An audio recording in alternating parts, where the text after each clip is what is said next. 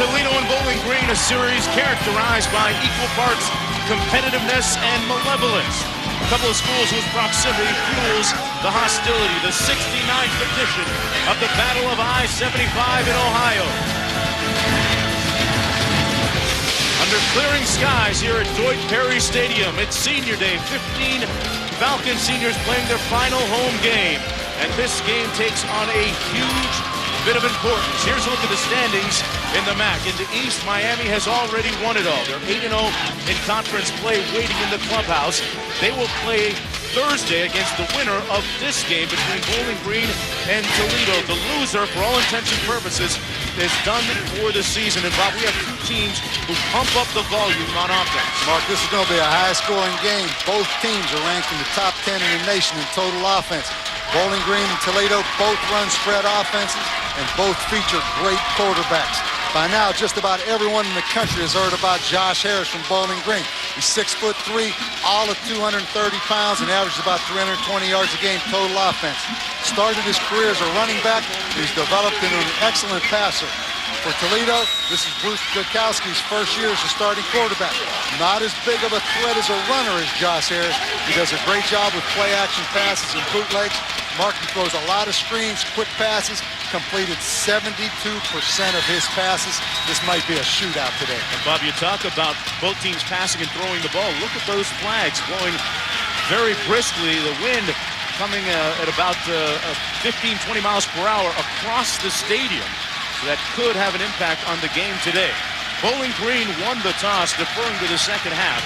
Toledo will receive the opening kickoff. Both teams at 6-1 in conference play. This is for the West Division title. Moore on the return for the Rockets. And he's met by a bevy of tacklers at the 17-yard line. Well, we talked about Bruce Gutowski a few moments ago. He leads the nation, completing 72% of his passes, doing pretty well for a guy who wasn't even expected to win the starting job. And now, a look at our best buy backs and receivers. Lance Moore, one of the top receivers in the country. Mark, you talk about Lance Moore, 96 catches, #1 in the country. And you talk about the wind, it won't affect Toledo that much because they throw a bunch of screen passes. First down and 10. Ball at the 19. Going to run it on the first one. That's Trinity Dawson gaining about 6 on first down. Dawson running behind this offensive line, an offensive line that has only given up 9 sacks on the season. Mark, they are huge. The 6th biggest offensive line in the country. They average 315 pounds. And Eric Fossen, number 74, 352 pounds. Bowling Green going to be overmatched size-wise, but I like this young freshman, Devin Parks, defensive end. And off the edge, he has 5 sacks on the season. It's second down. And about 4 to go.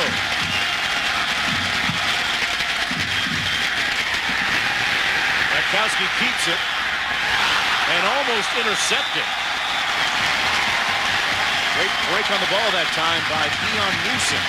Newsom part of the secondary. Here's a look at the linebackers, Carswell, Burks, and Hewitt. Hewitt gets the start. Mark missed the last game with an ankle. He's the captain and the leader of this group. And Newsom is the guy that broke up the pass a moment ago, adding to his team lead. Going by Norton at the safety spot.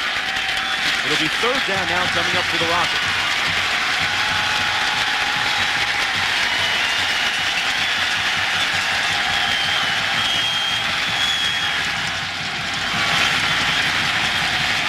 Moore in motion. It's Moore on the bubble screen, got a block, and got the first down. We're going to see a lot of those screen passes today. Bob, like you said, they kind of use them like running plays. Oh, they love the bubble screen, and Lance Moore caught 15 balls against Pittsburgh for 162 yards.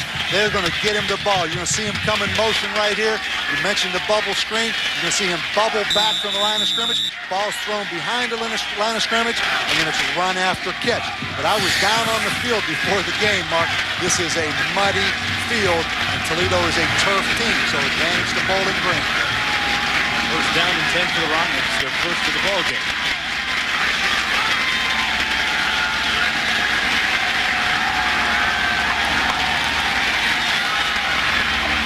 this time, and that's Trinity Dawson once again. Got a couple of yards. Let's go downstairs to Holly Rowe. Hey guys, as you've mentioned, this is a big rivalry, but this week, Toledo coach Tom Amstutz tried to downplay the rivalry. He said this is championship week. Everything around the football facility, the schedules, everything that was typed said championship week. Let's not lose sight that we're playing for a championship, not just for crosstown pride. As for Bowling Green, they got off to a great start last year, won their first 8, and then dropped the last game of the year to Toledo. Their cornerback, Jansen Patton, said, it's not how you start, it's how you finish, and this year we're going to take care of business. Good point, Holly. Toledo, meanwhile, trying to compete in the MAC title game for the 3rd consecutive season, running the ball between the tackles up to the 43. Dawson spun off one tackler and got close to the first down at the 45-yard line. Dawson has had a lot of success this year, has 4 games of rushing for over 100 yards. Mark, I like him. He's a tough running back. Interesting story. He's from Tulsa, Oklahoma. His family was thinking of moving to Detroit. He actually went to Michigan summer football camp, and that's where Toledo's coaches saw him. He never moved from Tulsa, but he ended up coming to Toledo. A lot of these players you see on the field today out of these summer camps at places like Ohio State and Michigan, and a lot of these assistant coaches from Toledo and Bowling Green work those camps to find these players, Mark. First down and 10 after the nice run, and another gaping hole between the tackles. That is not the car, but the running back, Aston Martin.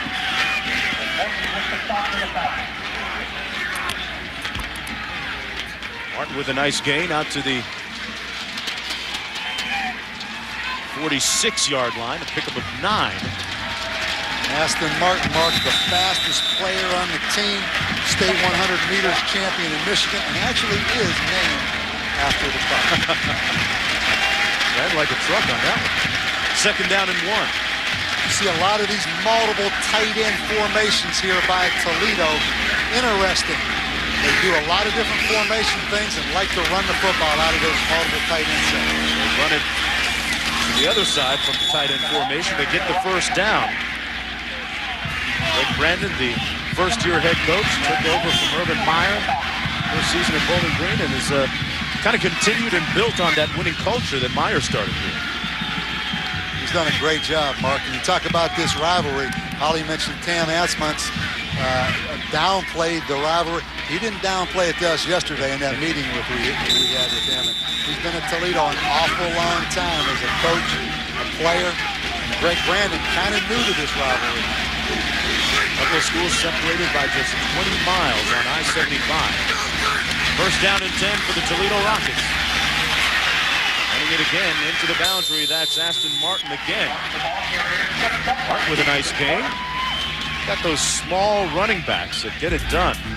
And we talked about the proximity of the two schools. You jump on I-75. If you land in Detroit, it'll take you about an hour to hit Bowling Green, Ohio. You hit Toledo on I-75 first. And, you know, they don't really even mention Toledo by name here at Bowling Green. They just call it that school up north. Kind of taboo to mention. Second down and 4. Andrew Clark, the tight end, now lined up in the backfield. Mark, we talked about these multiple formations. Martin again. Tries to take it up inside and is stopped up. His forward progress is going to be marked at about the 35-yard line, leaving him 3 yards short of the first down. Matt Leninger, the 2-year starter, making the stop on the play for Bowling Green. Mark, you talk about rivalry games. Not only is this a rivalry game, but it's all on the line today when you talk about the MAC West Championship. And it's amazing. These two schools are only 20 miles apart, but a world of difference. Toledo, kind of the city school. Bowling Green sits out here in the country a little bit. Falcon fans kind of look at the city school you know, in a derogatory sense. 10th play of the drive coming up. On third down, Martin. Oh, it's going to be close. Not sure that he got the first down. Aston Martin, no taller than 5'8". Stopped up by Jason Morton, the free safety. Fourth down coming up. Mark brings up an interesting point. Tom Amstutz likes to go for it on fourth down. They've only made 2 field goals out of 5 attempts all year. Why? He loves to go for it on fourth down. When he was the defensive coordinator, he used to hate it when offenses went for it on fourth down because he wanted to get his defense off the field. Yeah, they're about 50% on fourth down this season. Here it is, fourth and short, their opening drive, and they got the first down and then some. Martin with the first down at the 23 of the Falcons. Well, so much is said about the passing game, Bob, but the running game is moving well so far. And Toledo, Mark, a predominantly one-back team, lines up with the tight end in the backfield, runs the power, and little Aston Martin squirts it up in there. Good call. 10 touchdowns on the season by Martin. He'd be going for it on fourth down. Trinity Dawson back in the ballgame now at tailback. Play fake.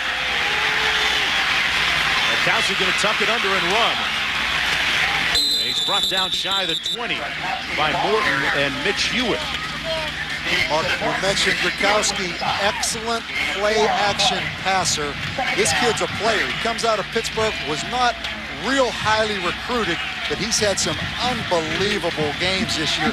49 completions against the University of Pittsburgh, 461 yards. This kid is a great player. Once again, not real highly recruited though. Great game against Pittsburgh as Toledo defeated the Panthers. This is Trinity Dawson. Got about 3. Let's go downstairs to Holland. Well, guys, you mentioned the field conditions. It did rain here on Thanksgiving Day. They did not tarp the field. It is very wet and muddy. As you can see from the players behind me, they're covered head to toe in mud. There's a 16-inch crown on this field, so most of the water has drained, but it has left a very muddy surface. We'll see how it affects both teams. Coaches will tell you offense does better in these conditions because they know where they're going. Defense has to react and sometimes slips a little bit more. Holly, one thing that helps, when you average 320 pounds on the offensive line, those guys are pretty good mutters up in there. One of the biggest offensive fronts in the country. This time, Trinity Dawson brought down behind the line of scrimmage by a knifing Keon Newsom, who leads the team in tackles and broke up a pass already earlier today. And Keon Newsom, Mark, Bowling Green's #1 tackler. You're going to see him right here. He's going to come on the safety blitz and make a play. This kid is a good football player, also a basketball player. That's his 7th tackle for a loss. Legitimate chance to be an NFL player. Toledo, 6th field goal opportunity of the year. Yeah, Jason Robinson to attempt this one from 36. And he is way off the mark.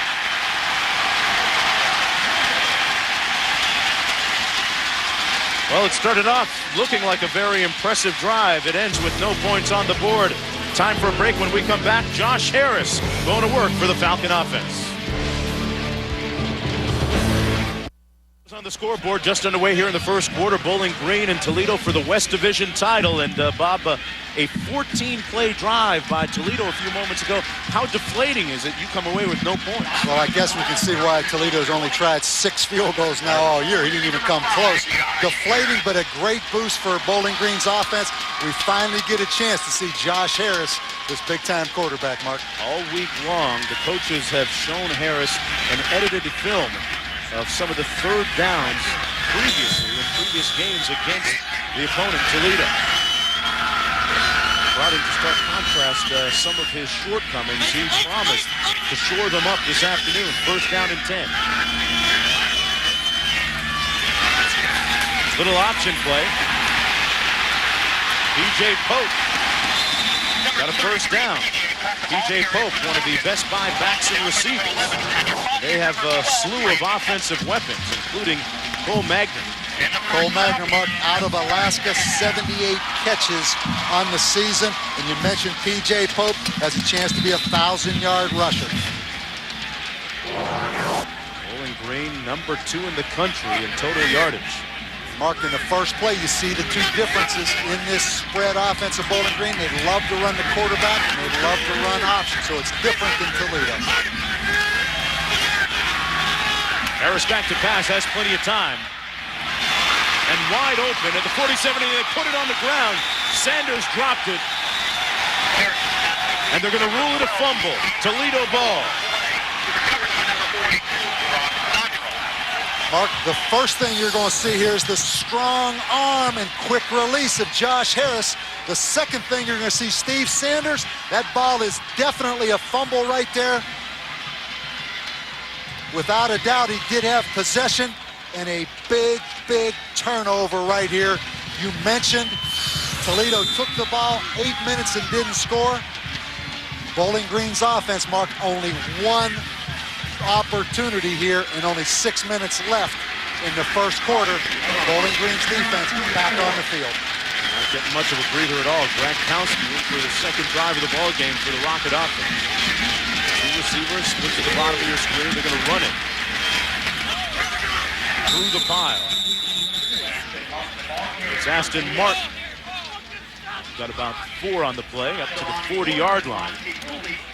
Well, so much was talked about their ability to pass the ball. So far, they've run it 14 times. And Mark, one thing that comes up in this game, statistics on both teams, outstanding on offense. But Bowling Green, 71st in the country in turnover margin compared to Toledo at 10. So Toledo all year has won the turnover battle. And they are moving the ball behind a huge offensive line. Picked off. The Falcons take it right back. It's Will Teague, number 97, as Gronkowski hit him right in the hands with it, seemingly.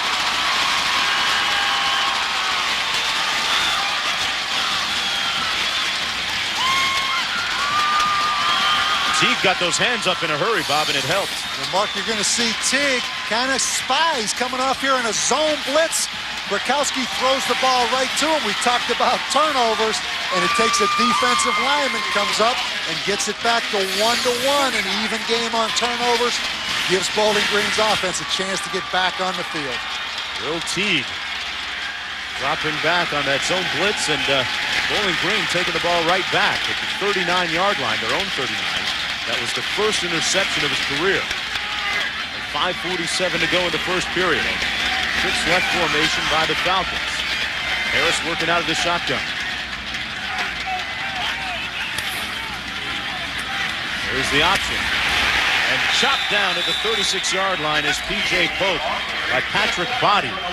The safety coming up with good run support. Here's a look at the Best Buy offensive line for Bowling Green. Murkowski had a brother that played at Purdue a couple of years ago. Going up against this defensive front for the Rockets in a 4-2-5 alignment, which they play. Some good ends. 95, 2 good ends, Mark, and also Chad Williams, this defensive tackle, is a good player. 16 tackles for loss, captain of the football team, 4 sacks this year, an emotional guy. He's a good football player. Heck of a motor. 5:07 to go in the first period. Harris. Good catch. It was thrown kind of behind his intended receiver. Cornelius with the catch. Here's a look at the 2 linebackers in that 4-2-5, Jordan and Dodger. Both these guys playing for the first time, Mark. They graduated 2 of their inside linebackers from last year. You mentioned they play with 5 defensive backs. Keon Jackson, Michael Broussard, the 2 strong safety, rover-type guys, and Patrick Body, the free safety in the middle of the field, is really a good football player. Looking at a 3rd down. About 9 to go. They got to get near midfield for the first. Harris has time. Underneath to Pope. And Pope is going to be close to the first down. Looks like he has it. Just shy of the 50-yard line. P.J. Pope, one of the most unheralded players on the entire squad. He got the first down. You know, Mike Turner of Northern Illinois gets a lot of the hype in this conference, but Pope might be just as skilled and as good. Mark, and I think did an excellent job right there on a wet, muddy field of just going north and south, not trying to do a whole bunch of shake, and picked up the first down. Once again, not a real highly recruited player, but did a great job in the Ohio All-Star game, and really Bowling Green got a steal with this kid. In the first down and 10. Harris on the pitch on the option. That's Magner. Magner is brought down at the 45-yard line. Got about 5. Magner, a very skilled athlete, a multi-sport athlete. Mark, this is an interesting concept they use right here to get Cole Magner the football. A lot of teams in the country run into the side zone right here. We're going to see the quarterback pull the ball off the zone fake, but then they bring the wide receiver in motion from the other side or bubble him back from the same side and pitch him the football. That's Cole Magner's 15th carry on the season. So a different scheme right here of spread offense by Bowling Green. Run it inside. This is Pope. Pope has stopped at about the 43-yard line. Folks, Saturday, a full day of college football continues on ESPN at 3:30 Maryland at post-wake, and then at 7:45 Eastern, it's Alabama meeting Hawaii in a game that has potential impact for the LSU Tigers and USC Trojans, teams who are fighting for a spot in the Nokia Sugar Bowl. All that strength of schedule stuff figuring into the equation there, Bob. And Mark, that's why we don't want a playoff in college football. Every game matters. There's Alabama and Hawaii tonight. Strength of schedule critical. No one would care if we had a playoff about that game. I might beg to differ with you. I love you. Yeah, don't be rolling those eyes either. I don't like you rolling those eyes when I make a comment. 3rd and 3. Pope in the flat. Brought down just short of the 40. Looks like he's about half a yard short of the first down. Nice tackle by Michael Broussard. Former Wisconsin Badger, the transfer, making a nice tackle. And we have a 4th down situation, probably less than a yard to go. We've already seen Toledo go for it on 4th down and make it. And Harris stays on the field for Bowling Green. So far this season, Falcons are 12 of 16 in 4th down conversions. Mark, and it's different now. 4th and an inch, and you're sitting back there in the shotgun. Woody Hayes and Bo Schembecker would cringe right now, wouldn't they? Okay? Harris keeps it himself.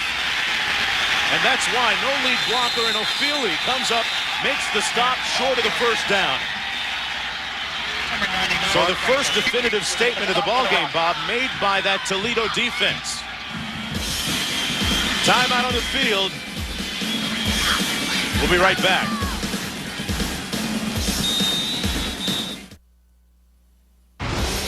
ESPN's College Football Saturday. Brought to you by Suzuki's award-winning automobiles, motorcycles, ATVs, and marine engines. All proud presenting sponsors of the Heisman Trophy. By Corbel California Champagne, making moments into memories. And by AT&T One Rate USA.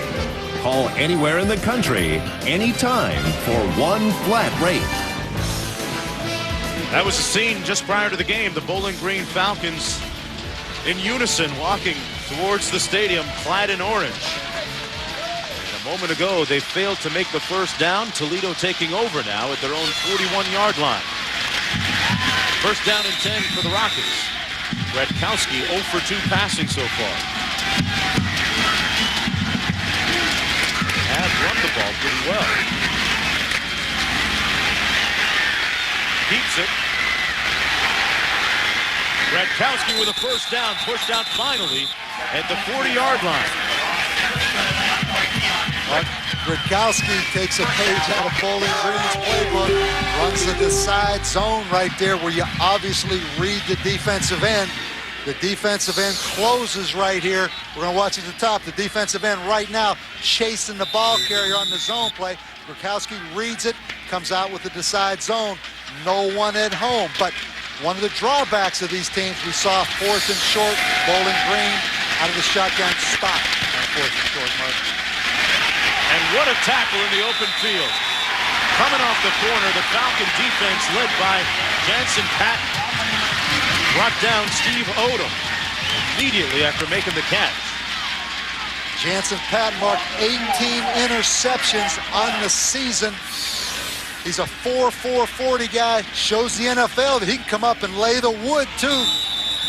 Look for the bubble and go at some point, though. It was a little bubble screen. He jumped on it. The next thing is to bubble and run by him. But an excellent tackle right there by Patton. It's up a second down and about 12 to go. Under a minute to play here. A very quickly played first quarter. You see Bowling Green in a 3-man front, Mark, instead of their conventional 4-man. They're going to run it. Dawson stopped up after a gain of about 2 yards. Tackle made by Pitko, third on the team in tackles, the senior team captain. Dawson getting a lot of work early here in the ballgame.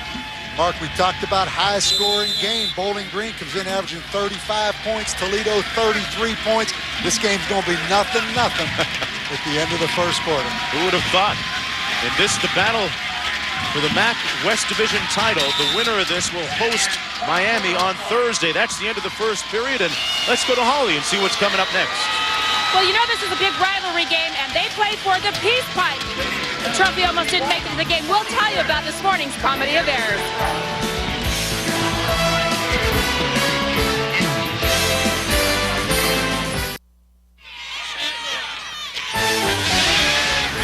Back here at George Perry Stadium, Bowling Green, Ohio, 20 miles away from Toledo. Number 25, the Falcons, with no points. Toledo hasn't scored yet either. Talked about this being a huge rivalry. People from Bowling Green look at the people from Toledo as the city slickers, and people from Toledo look at the Bowling Green people as country hicks. And a lot of bragging rights, Mark, because these Bowling Green players, they don't tell their coaches this, but nightlife, when they go out at night, they head up to Toledo and frequent some of those establishments up there. So these guys run across each other a lot. The darkness of I-75 North. Trinity Dawson, the lone back, beside quarterback Bruce Radkowski. Radkowski going to tuck it under and run and brought down at the 38-yard line by Devin Parks. Take a look at our Gateway game track.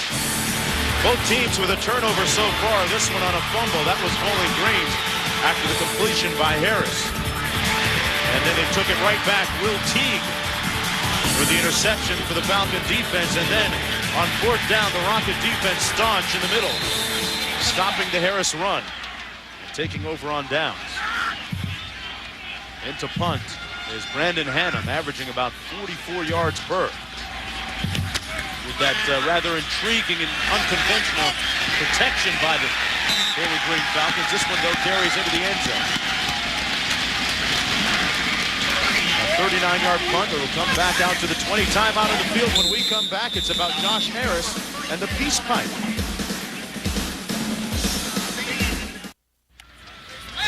A couple of offensive juggernauts in Bowling Green and Toledo, who combined average about 70 points total per game.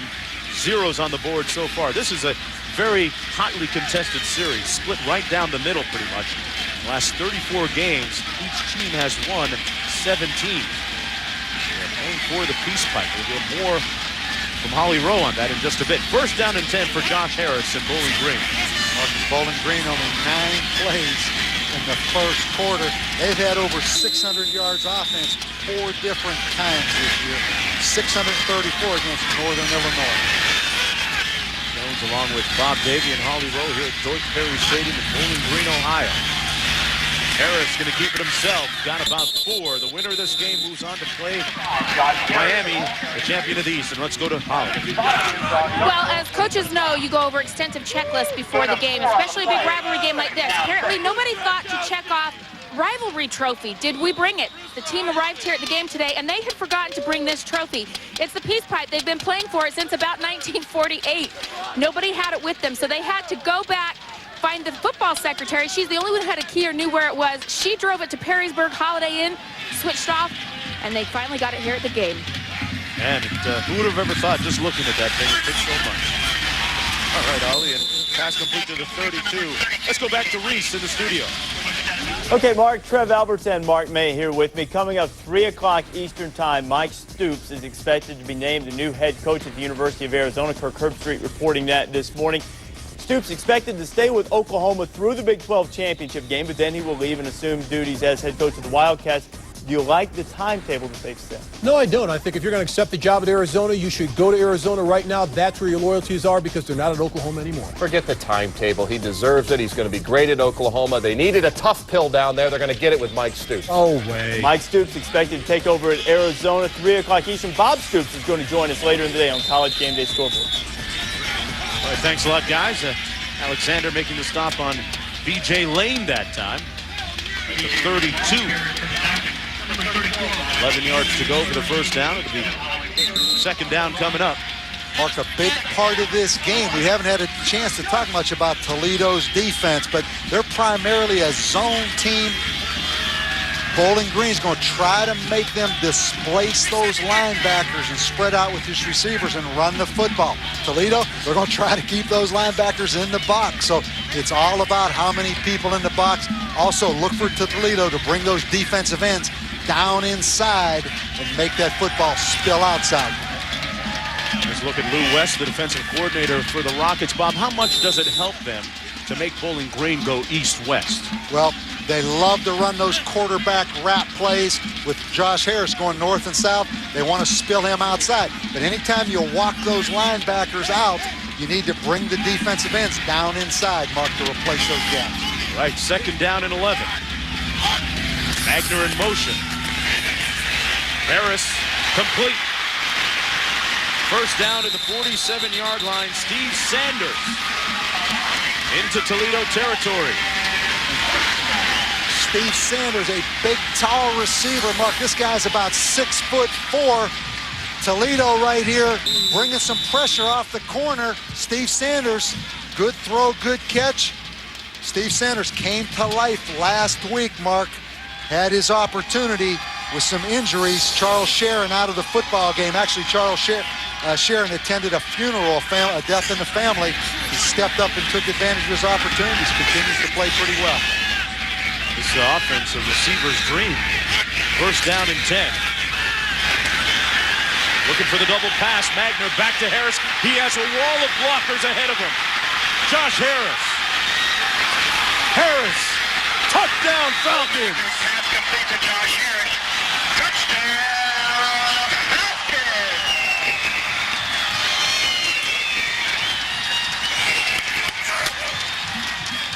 48 yards for the score. Mark, you can see why they love Cole Magner. 78 catches on the year, 15 carries. Now he throws a touchdown pass on the bubble screen, throw back to the quarterback. Threw that like a quarterback, didn't he? Those guys from Alaska, they are multi-talented guys up there, Mark. You got to survive. Everyone in the country is going to be recruiting Alaska after this game. The extra point is good. And the Falcons in the battle for the MAC West Division title take a 7-0 lead. Using a little bit of smoke and mirrors, trick them. We'll be right back.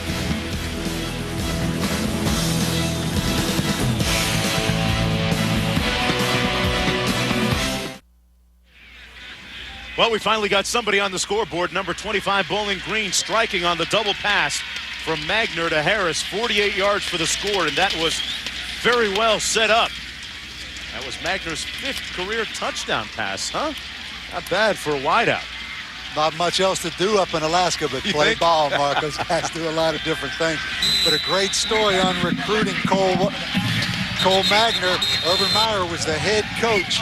Greg Brandon had Cole Magner in the summer football camp at Colorado. Greg Brandon comes to Bowling Green as an assistant under Urban Meyer, talks Urban into flying him in from Alaska. They spent $800 on the ticket, which really hurt the Bowling Green recruiting budget. And the first time the kid walked in, Urban said, "What are you doing, man?"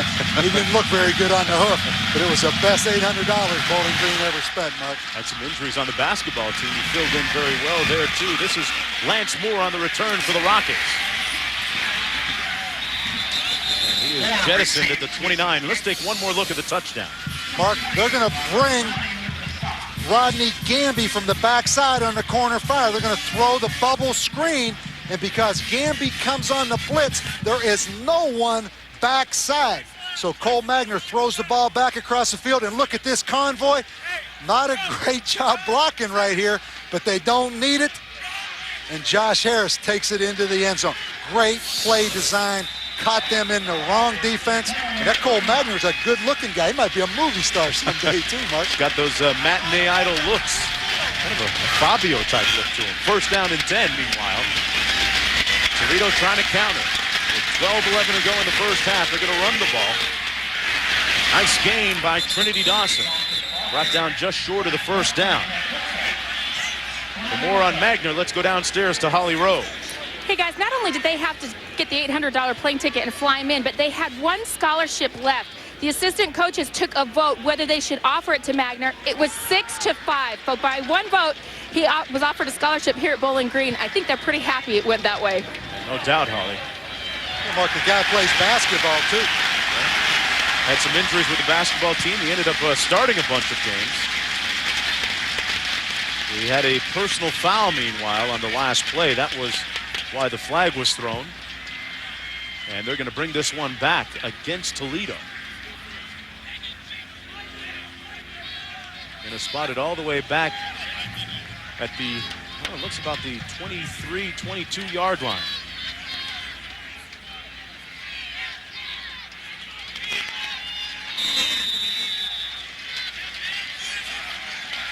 Second down and about 17 to go. Former Rocket player and now present head coach Amstutz a little disgruntled on the sideline, trying to figure things out. Second down and 17.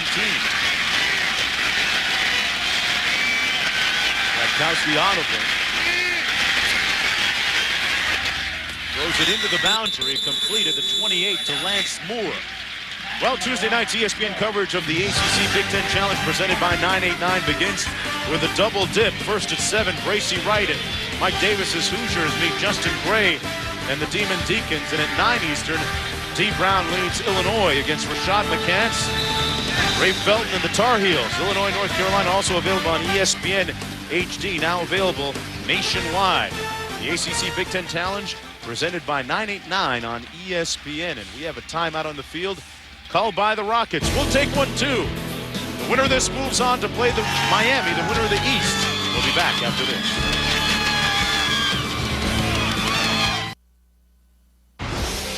ESPN's College Football Saturday.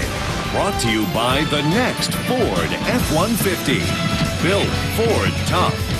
And by Best Buy. Thousands of possibilities. Get yours. Back at Deutsch Perry Stadium here, Bowling Green, Ohio, just off I-75. The hometown Falcons, ranked number 25, leading 7-0. Toledo with the ball, looking at third down and long, 10 to go. The winner of this game plays Miami of Ohio Thursday night. Mark, this crowd is into this football game, obviously, and Bowling Green's won 12 straight games in this stadium. Radkowski out of the shotgun. Incomplete, intended for Moore. And the Rockets will punt. Jelani Jordan with good coverage on the corner that time by the Falcon defense. And Mark, we're going to get a chance here to look at Toledo's punt formation. It is really a different looking punt formation. In fact, it's the formation that Tom Amstutz used in high school. And they put these big offensive linemen back here, including Eric Fossen, 6'8", 350 pounds, to really protect the block point. But it's different than what anyone does. There's Moore. Check that handle. And no return on that punt. Well, Sharon, no return on the 50-yard punt. Well, Josh Harris's team is behind in the time of possession department, but up where it counts. We'll be back.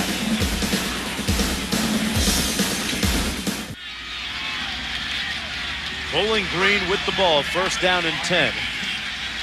On their own 18-yard line. One team doing it on the ground, the other doing it through the air. Josh Harris is perfect so far, 5 for 5 passing.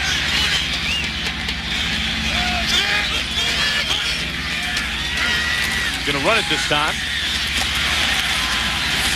Nice gain out to the 25, got about 7.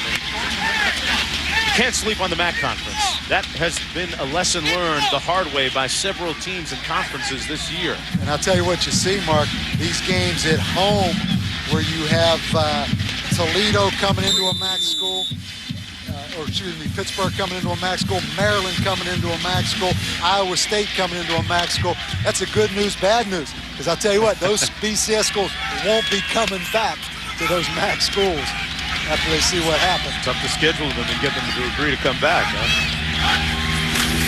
Second and 3, here's the option. Nice tackle on the edge by Anthony Jordan.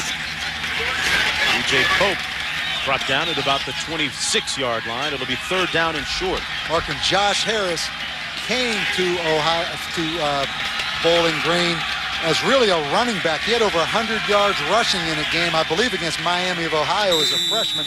He's 230 pounds. He's actually down 5 pounds. He was up to 235 pounds. Much better passer, though, this year even than he was last year as far as accuracy is concerned. Flew into a net the entire summer to improve his accuracy. Looking at 3rd down and 2. Toledo coming with a bit of a blitz here. And Harris incomplete. Intended for Steve Sanders, and they'll have to punt. For more on Harris, let's go downstairs to Holly. Hey guys, when you're talking about Josh Harris, a lot of big programs recruited him as an athlete or as a tailback, but he insisted on staying at the quarterback position. That's why he came to Bowling Green. He did play some tailback his freshman year because of necessity due to an injury to their starting tailback, but they immediately put him back at quarterback. He actually started his first game against Toledo as a freshman, and the rest is history. He's the most successful quarterback in Toledo history, the only quarterback to lead them to BCS wins over BCS teams. And the best thing that happened to Josh Harris, Mark, Urban Meyer came in here, put in a scheme of a spread offense, accentuating quarterback runs. Really got a lot of that scheme from West Virginia, Rich Rodriguez, Northwestern, Randy Walker. And that's been the best thing. Now Josh Harris, everybody in the country knows about him. He's benefiting from it. Here's Fry's punt. Came down at the 39. Lance Moore, a nice return out to the 46. And Saturday, a full day of college football continue on ESPN. Alabama, Hawaii, Maryland, Wake Forest, a lot of teams in contention. 3:30 and 7:45 Eastern Time, respectively. Maryland, Wake, and then Alabama, Hawaii. Here's a look at the BCS standings presented by Allstate. 1 and 2, it's Oklahoma, USC, but interesting things can happen in that Hawaii-Alabama game, depending on strength of schedule and what happens. See, again, why it's the best system. You actually bring up Alabama, Hawaii when you're talking about the BCS championship. Nice run between the tackles. Trinity Dawson. Looks like he got the first down at about the 42. 9:40 to go in the first half. Trinity Dawson had 4 games already this year where he went over 100 yards rushing, averaging 5 points in this one. Bob, you surprised that we've seen them run the ball as much as they have? Not really, Mark. I mean, that's what I like about their offense. They have the ability to get physical, and I think Rob Spence, the coordinator, has done a great job taking advantage of these multiple tight end packages. He's actually a 4-wide guy. Had come in from Louisiana Tech. He's incorporated this physical running game into his attack. Play fake by Gradkowski. Didn't find anyone open downfield and takes off. Oh, and he got a smashing block at the 34-yard line. Steve Odom rattled somebody's feelings out there. And Gradkowski tiptoed out of bounds, gaining 11 yards. We're going to get a chance to see this again. Gradkowski coming out, scrambling, shows his escapability. But you're going to get a chance to hear this lick by Steve Odom. It's on Mitch Hewitt, the linebacker, so Odom. Oh. It was actually on T.J. Carswell, number 9. That was a great lick by a wide receiver, Mark. Feeling back. This is Aston Martin. You know, that was so good, Bob. We got to have another look and listen. I'm just going to be quiet, Mark, and let you enjoy this.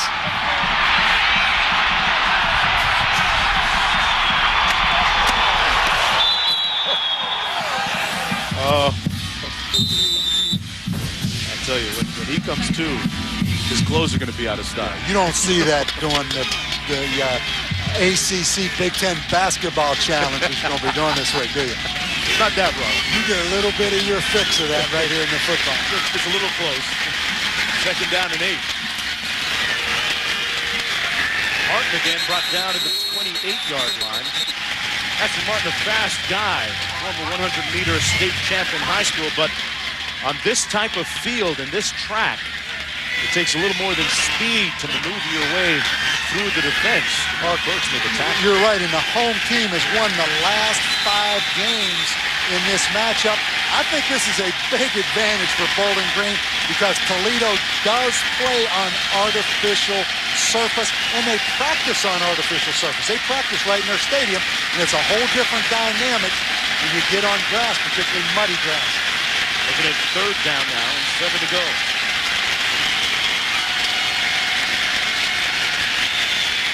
Gronkowski under heat and threw it away. It'll be fourth down. They already tried a field goal early in this game and missed. Fourth down. Jason Robbins is 2 of 6 on the season. Good pressure that time by Rick Mauer. Mark, they're going to go for this on fourth down, but you had to laugh last night. We're talking to Tom Amstutz, and we're talking about the grass field. He's saying, you know what, I know they haven't cut that grass in 2 weeks. And then he was worried about the sprinkler being on last night, muddying it down for him. Literally the home field advantage. Timeout on the field, 7:41 to go in the half. We'll be back.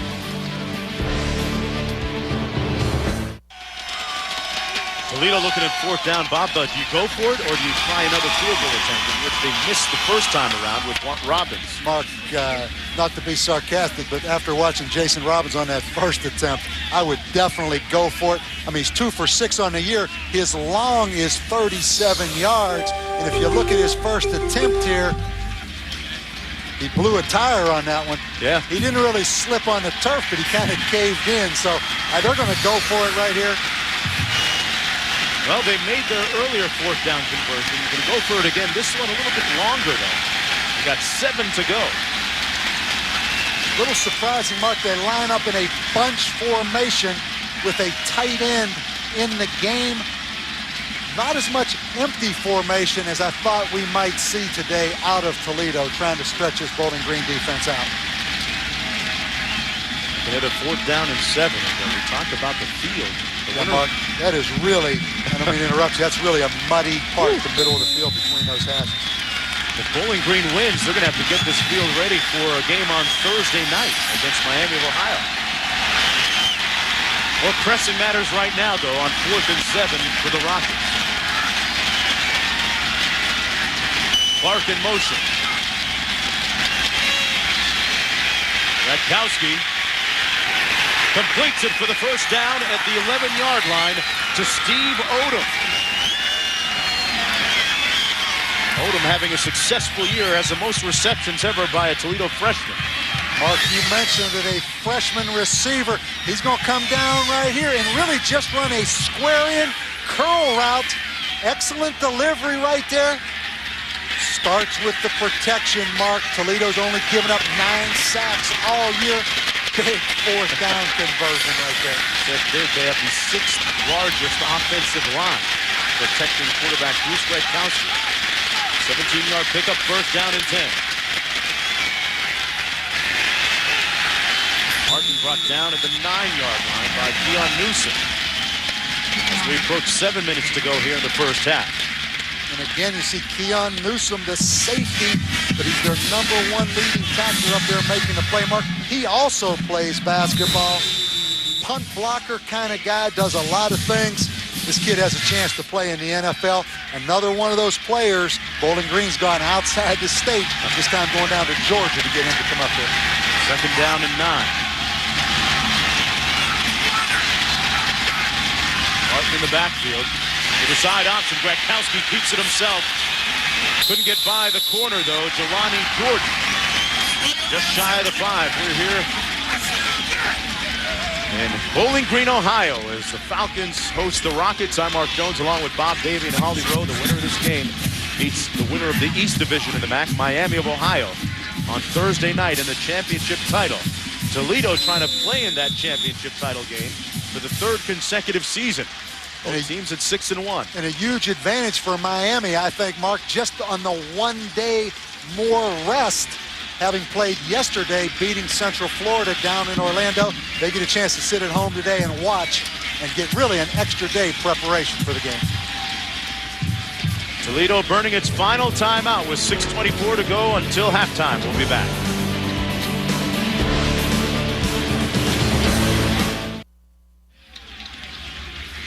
Third down and short, and let's go downstairs to Holly.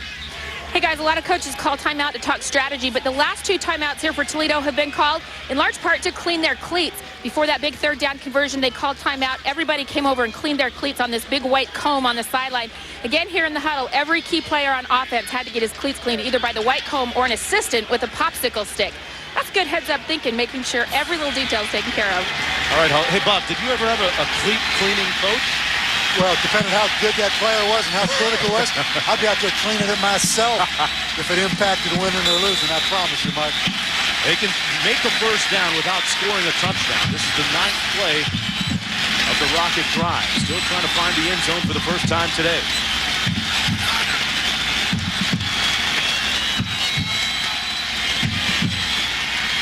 Radkowski has a man on the corner. Touchdown. Clark, the tight end. His 8th touchdown catch of the season puts the Rockets within a point of Bowling Green. And Mark, this is the best tight end in the MAC conference. That's his 18th career touchdown catch, and an excellent design on that play of going bunch formation and then working Andrew Clark out to the flat.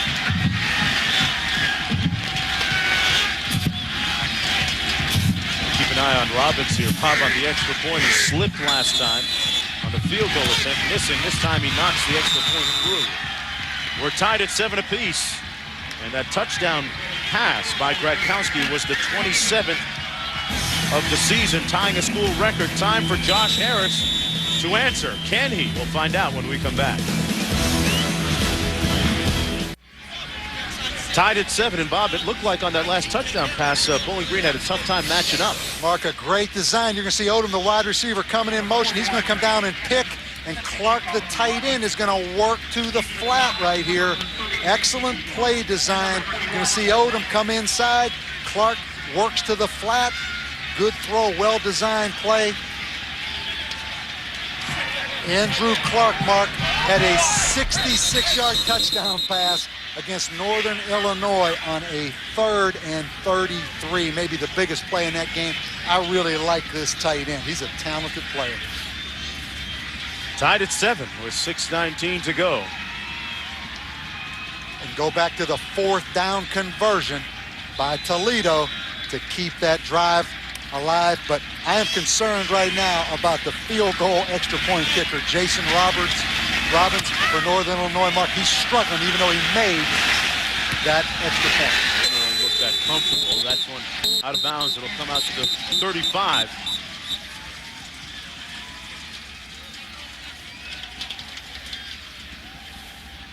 Let's go back to Reese. All right, Mark, Tennessee's beaten Kentucky 18 straight times. Cats on the doorstep as Taco Bell takes us to Commonwealth Stadium in Lexington, and we watch Arliss Beats pound his way into the end zone. Kentucky has an early 7-0 lead on the Volunteers. Syracuse trying to become bowl eligible. They're up by a touchdown on Rutgers. Syracuse, another reason why we don't want a playoff system, that the BCS system is the best. Syracuse still playing for a bowl game, Mark, today with Rutgers, so every game matters in college football. I'm sensing you're a little anti-playoff. Well, ever since you rolled your eyes when I brought up that system. Bring me the playoff. Pass complete. Harris on the money. Let's go downstairs to Holly.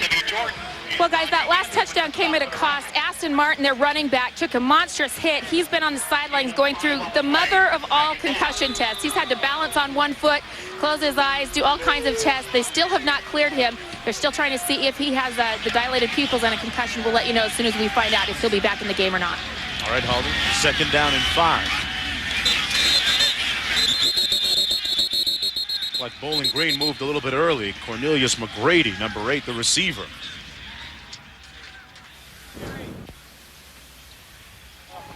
Prior to the snap, full start on the offense, 5-yard penalty, 2nd down. Mark, getting back to the MAC conference, having a chance to watch a lot of tape this week and look at some different teams and different schemes, I'm really impressed with the level of football X and O's in this league.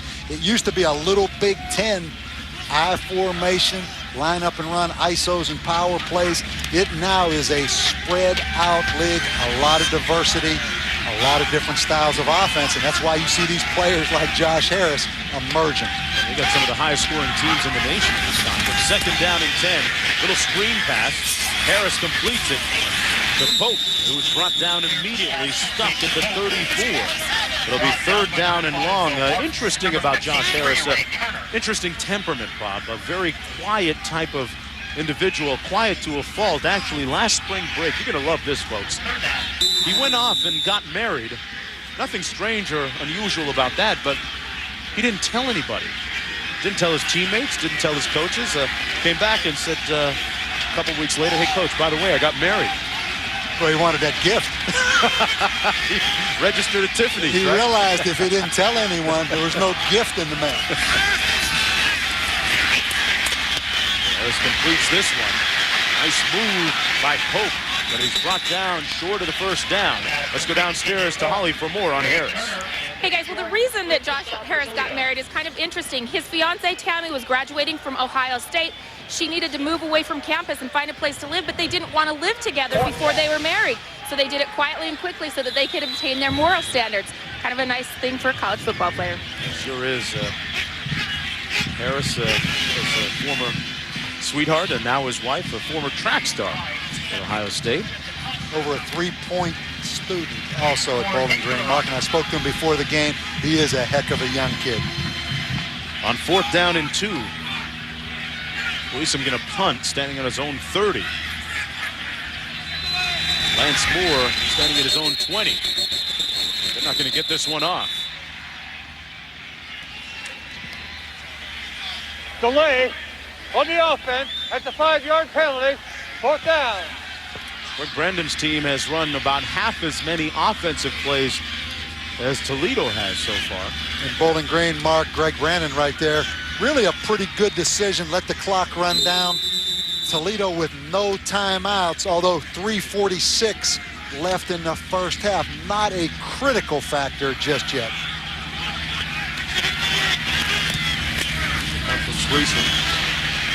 Moore calling for the fair catch at the 32. And folks, College Football Saturday on ABC Sports tonight at 8 p.m. Eastern, 5 Pacific. Number 10 Miami taking on number 21 Pittsburgh, or Notre Dame against Stanford. Check your local listings for the game in your area. Pittsburgh with a huge opportunity tonight in the Big East. If they defeat Miami, they got it. What do you think, Mark? I think, well, more than anything else. Don't start stuttering. I'm going to talk about Larry Pittsburgh Fitzgerald. or Miami? I know what you think about Larry Fitzgerald. I got to go back. Pittsburgh or Miami. I have to go back to South Florida. I'm going to pick the Hurricanes. I think Larry Fitzgerald is the best player in the country. Here's Gronkowski. Put his hat down at the 40, powered through to the 43, running over Newsom.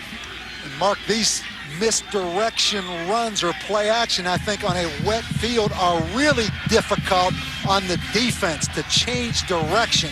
And right there you see Gronkowski come out of there and puts his head down, or had his head put down for him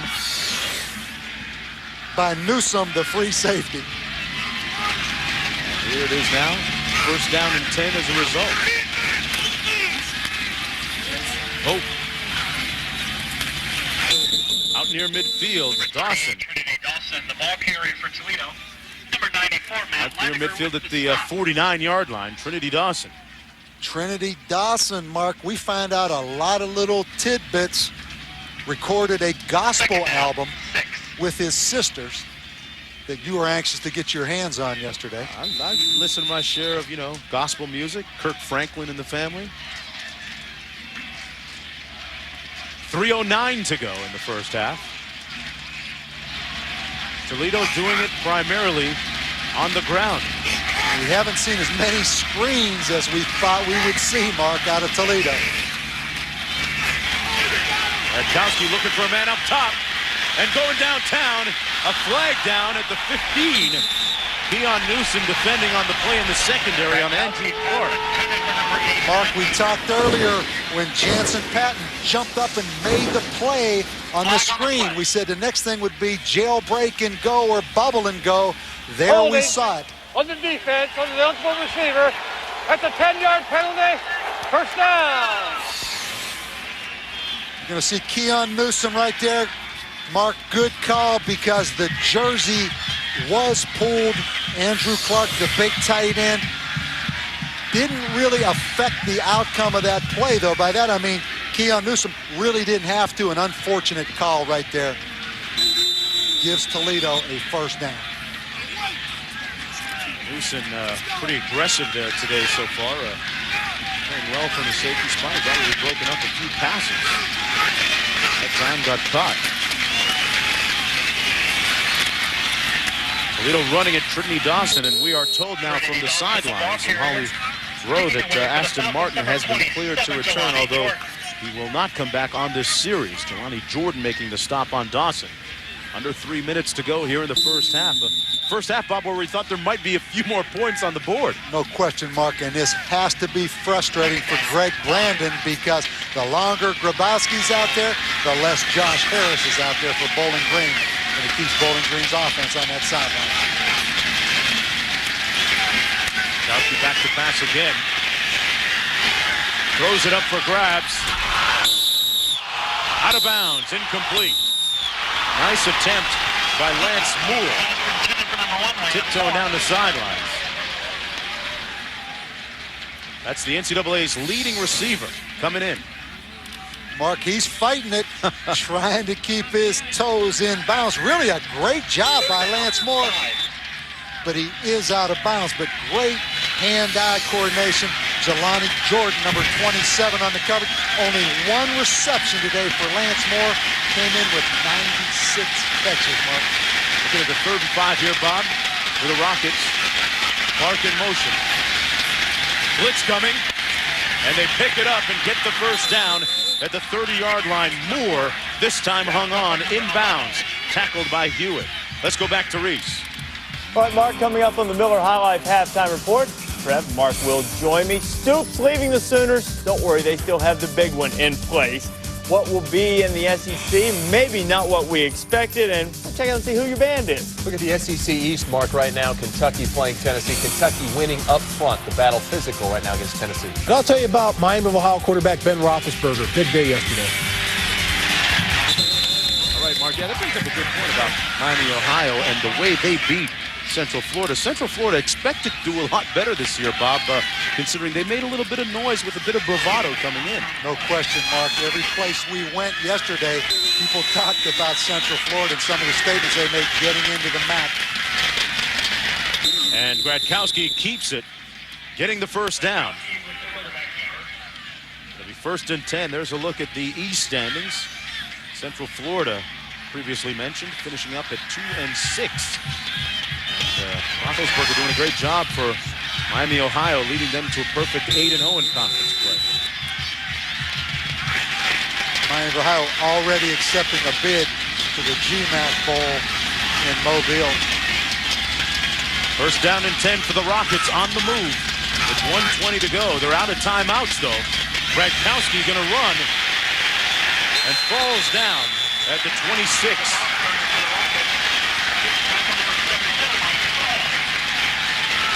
Thaler in on the tackle. Gradkowski, Mark, you're going to see right here, just slips on the field.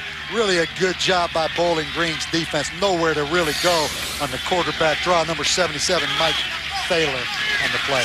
2nd and 17. And keep in mind, the Rockets' place-kicking game behind Jason Robbins a little bit questionable, dubious at best. Clark in motion. Gradkowski wide open underneath to Moore. Moore scores!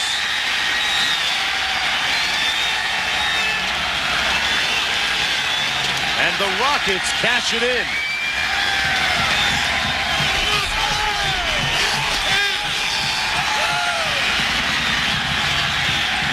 Lance Moore came underneath and got his 8th touchdown catch this season. 10th of his career.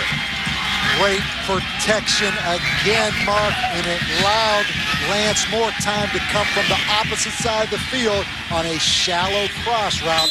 Great protection. Grabowski steps up and makes the play. He is now the record holder for most touchdown passes in a season in school history. Gradkowski, they weren't even sure that he was going to win the starting job, but the jury has rendered its decision. He is the man. Unquestionably so. We'll be back. They got the lead. It's go time. The beasts of the East meet the best of the West for one final showdown in the MAC Football Championship game. Don't miss any of the hard-hitting, high-flying, head-turning, helmet-crashing action. Be a part of the MAC Football Championship experience. Log on to mac-sports.com for more information. The MAC Football Championship game. It's time to represent.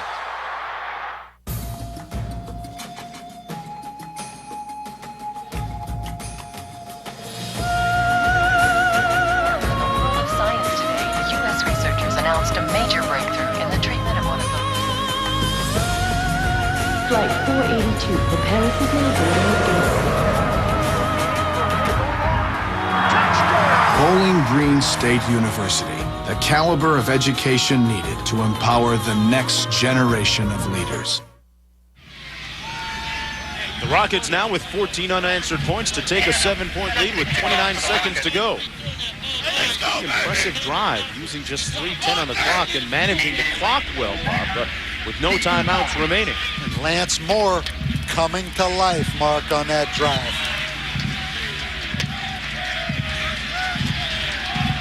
Bowling Green with a couple of timeouts remaining. Going to see how far they can move it downfield, perhaps getting in field goal range.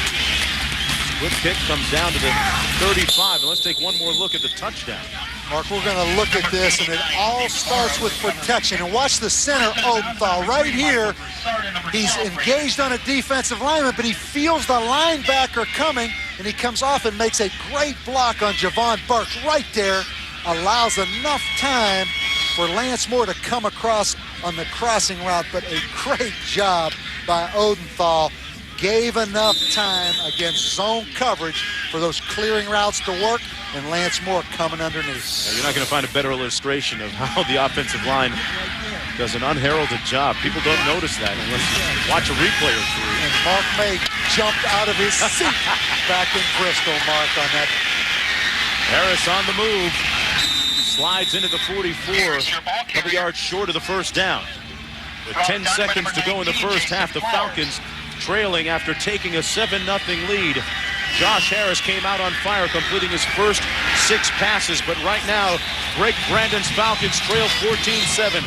The winner of this will move on to play Miami, Ohio in the conference championship game. It's 14-7 at the break right now. Let's go to Reese, Trev, and Mark. Guys, it's not as muddy as... Back at Perry Stadium here in Bowling Green, Ohio. Just 20 miles separate Toledo and Bowling Green State University. 14-7, the Rockets with the lead. Miami has won the Eastern Division in the MAC. The winner of this game wins the West. The loser, for all intents and purposes, might be done for the season. Thursday, you can see that championship game on ESPN2 at 7 o'clock. I'm Mark Jones, along with Bob Davey. Holly Rowe down in the field. The interesting first half, Bob. Lower scoring than we thought, although statistically things evened out in terms of time possession. Exactly, Mark. And I think Bowling Green is affected, even though they're at home, a little more by this wet field. They've only run 21 plays for the first half. They average 80 plays a game. What's made it hard on Bowling Green, they're 1 for 4 on third downs, 0 for 1 on fourth downs, and they've turned the ball over. Toledo, on the other hand, 30 runs, 11 passes, average 36 passes a game. So they're running the ball a little bit more than you normally see it. The field doesn't affect them as much because they've got the big offensive line and they run the ball downhill a little bit more.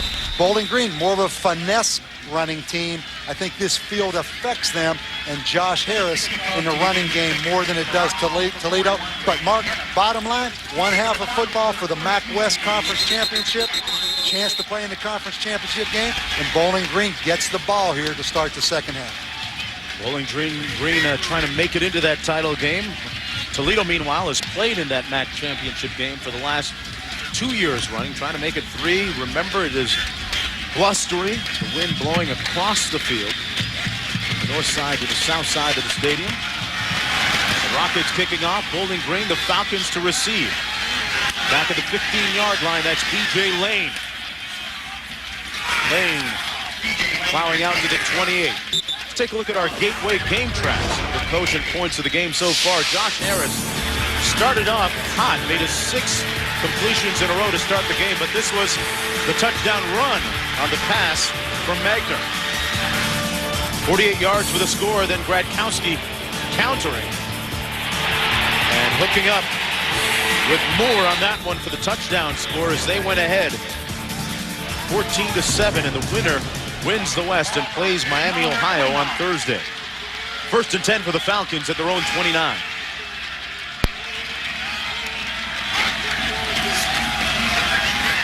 Harris over the middle, complete to Magner for the first down at the 46 in Toledo territory immediately.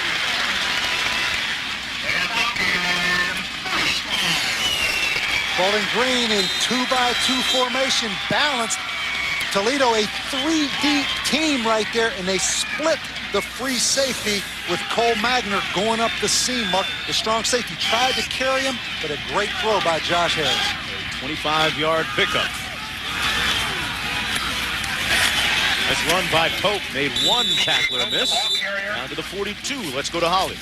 Number 53, Ray Turner. As I talked with the coaches at halftime, and Greg Brandon said his philosophy for the second half is simple. He told his kids they have to possess the ball. They did not have it in Josh Harris's hands enough in the first half.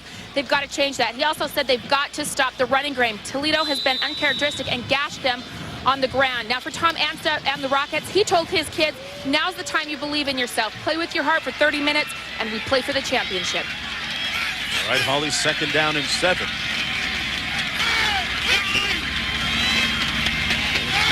Behind at the time of possession in the first half. Harris still red hot. Josh Harris completes it to the 34. Anthony Gordon. Mark, and this guy has not lost a game as a quarterback in this stadium. Playing today here on Senior Day. Really played pretty good in the first half. You look at his stats right there, 11 for 12 passing. Bottom line, he just hasn't had the ball enough, but don't panic. Stay with what in the framework of your offense. You're going to get enough opportunities right here. Harris has now done over 3,000 yards passing for this season. Looking for a little more. Going to take off.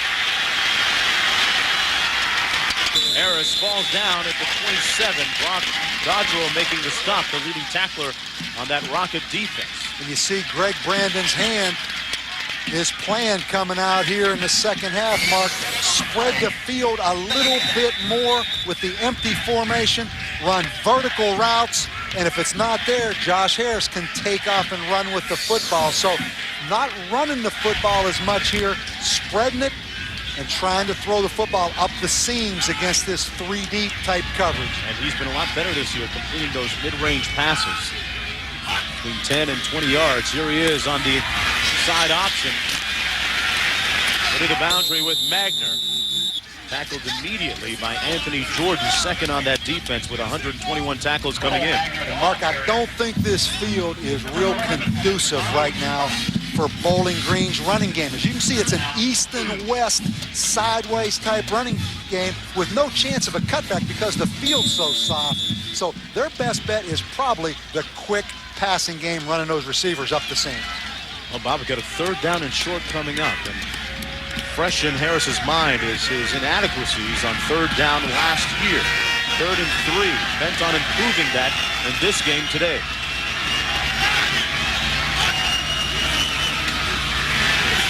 From the option, Harris looks like he's got the first down, and let's go back to Reese Davis. All right, Mark, Virginia and Virginia Tech. Hokies down by a touchdown, marching 2nd and goal. Kevin Jones break a tackle, get into the end zone. We're locked up at 7 there. And West Virginia can get a share of the Big East title with a victory. They've scored on offense. They've scored on defense. They have a special teams touchdown. They're up 21 on Temple. A great year for Rich Rodriguez and that gang down in Morgantown. Maybe as hot as any team in the country right now. Wilson, one of my favorite players. 1st down and 10. Harris, plenty of time. Gonna tuck it under. Brought down at the 17-yard line. Well, Josh Harris had all day to throw, but good coverage in that secondary, looked like, Bob. And Toledo, a zone coverage team, Mark, doing an excellent job. Bowling Green, again, came into this game number 2 in the country in total offense, 513 yards a game, 600 yards in offense in 4 of 5 home games. So these fans here are used to seeing this team go up and down the field wearing those orange uniforms. They used up about 4 minutes on the clock here in the third quarter. This is the type of drive that Holly alluded to that the head coach, Greg Brandon, wanted. Hold on to the ball, keep it. Harris, wide open, touchdown. Charles Sharon with the touchdown.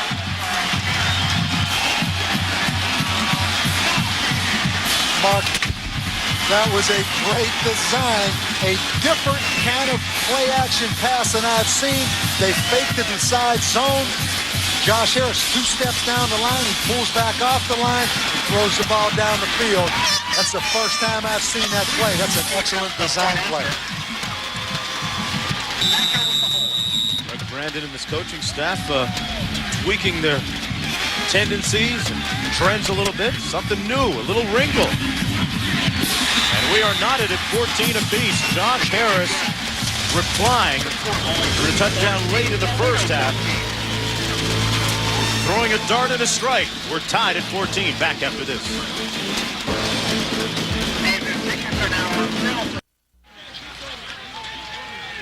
Back in Bowling Green, Ohio, tied at 14. And boy, if this is a sign of things to come in the second half, could see a lot of points here. 4:15 used up on the clock. 8 plays, 71 yards. Sharon, who missed last week's game because of a death in the family, his grandpa passing away, playing with a heavy heart, no doubt. Snags the touchdown pass from Josh Harris, and that was Sharon's 7th touchdown catch this season. And for Harris, the 20th pass this season and the 48th of his career. Mark, they love to take Charles Sharon, number 1. He's a big, good-looking receiver. They put trips or put 3 receivers to the wide side of the field, leave him into the boundary, a lot of one-on-one coverage. He's opposite the strength of the formation, and they get some great matchups on the weak side of the field with him. But they got a clean football out there. Won't be that way for long.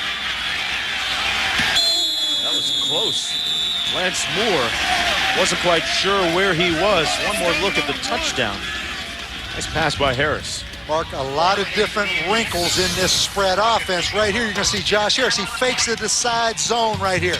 You're going to see the strong safety suck up, and that leaves the corner one-on-one with the receiver Sharon with no underneath help. So he sucked him towards the line of scrimmage and then throws it inside the corner, Brandon Heflin, but no underneath help from that rover back because Michael Broussard jumped up on the play action. Excellent design to that play.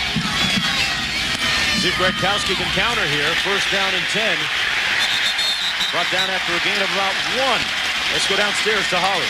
Well, guys, we know this is a big game, but you know it's a big game when your starting quarterback, Bruce Gretkowski, before he took the field for this possession, is throwing up. He actually threw up 2 times, and then he kind of laughed and smiled. I think he's surprised himself. He doesn't seem to feel bad. I think maybe nerves taking over right now for Bruce Gretkowski. Either that, Mark, or turkey. A little too much. A little too much or a little undercooked. I mean, Holly's got to get to the bottom of that before the game is over. Gretkowski might be affected by his youth a little bit, just a sophomore. Certainly a poised one under pressure here. Did a great job eluding one of the tacklers and got it down to the 27-yard line. It'll be third down and about 3 to go for Toledo. Mark, I remember back to our conversation, we were doing a Penn State game, you and I, and Joe Paterno had a chance to watch Gretkowski play on tape against Pittsburgh or watch the game on television. And Tom Bradley told the story, Penn State's defensive coordinator, Joe Paterno, coming in the office saying, how did we let this guy get away in recruiting out of Pittsburgh? But in reality, he was not that highly recruited, even though he was a great high school quarterback. Statistically has had an outstanding season. Looking at third down and 3 right now. Clark in motion. Bowling Green coming with some heat. And they pass it to the tight end, complete for the first down, Chris Holmes. A huge, imposing target, converting the third down for the first. Mark, these tight ends from Toledo, this guy Chris Holmes is 6'6", 265 pounds. You're going to see him.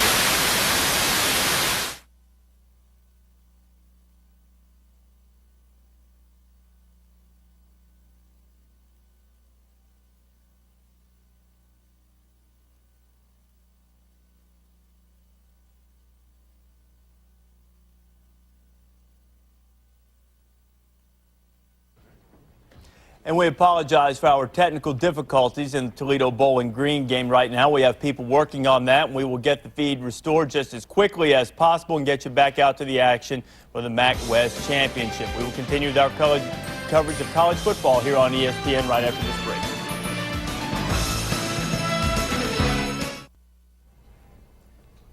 Reese Davis back in our college football studios. Again, we apologize for our technical difficulties. Toledo and Bowling Green, the winner takes the MAC West, moves into the Mid-American Conference Championship game. Just as soon as we get our technical difficulties resolved, we'll get you right back out to the game.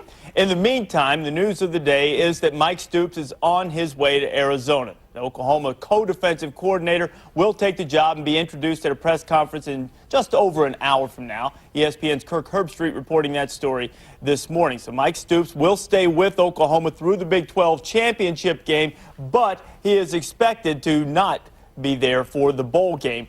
And assuming that the Sooners, of course, are moving on to the Nokia Sugar Bowl. And, guys, as you look at this situation right now with Mike Stoops, I know that you think it's a tremendous hire for Arizona. Well, I think it's a great hire. Remember, Arizona has a long history of having great defenses. You got to remember the Desert Swarm in the early 90s, Teddy Bruschi. I mean, this is a university that prides itself in playing defense. And talking with Coach Stoops earlier in the season, he really felt like before he was offered this job finally at Arizona, he thinks that, look at Pete Carroll. Pete Carroll went to USC, actually played some defense in the Pac-10 conference. He thinks that if he just plays a little defense at Arizona, you got a great chance of winning in that conference. Well, he's got to do a lot more than just play a little defense, because Pete Carroll's going to be able to get the recruits, and he has gotten the recruits from Southern California and the state of California, because it's a tremendous base for high school football and talent for across the nation, because they play so much great football in California. They've got tremendous athletes.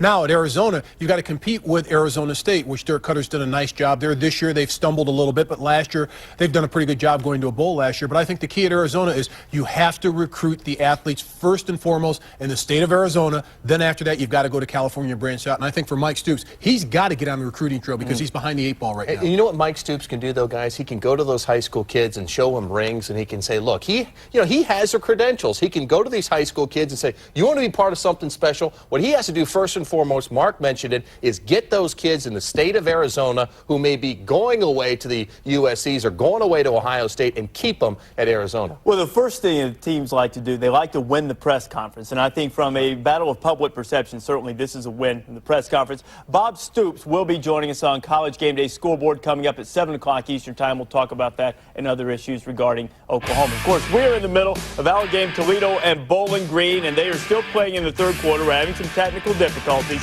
Toledo and BG still tied up at 14 at Dwight L. Perry Stadium, because you don't just walk into Dwight L. Perry Stadium and stroll out with a victory. But Toledo is now on the move as they've now picked inside the 6-minute mark of the third quarter there. And just as soon as we get everything squared away, we'll get you back out to Bowling Green. Meantime, Virginia Tech and Virginia.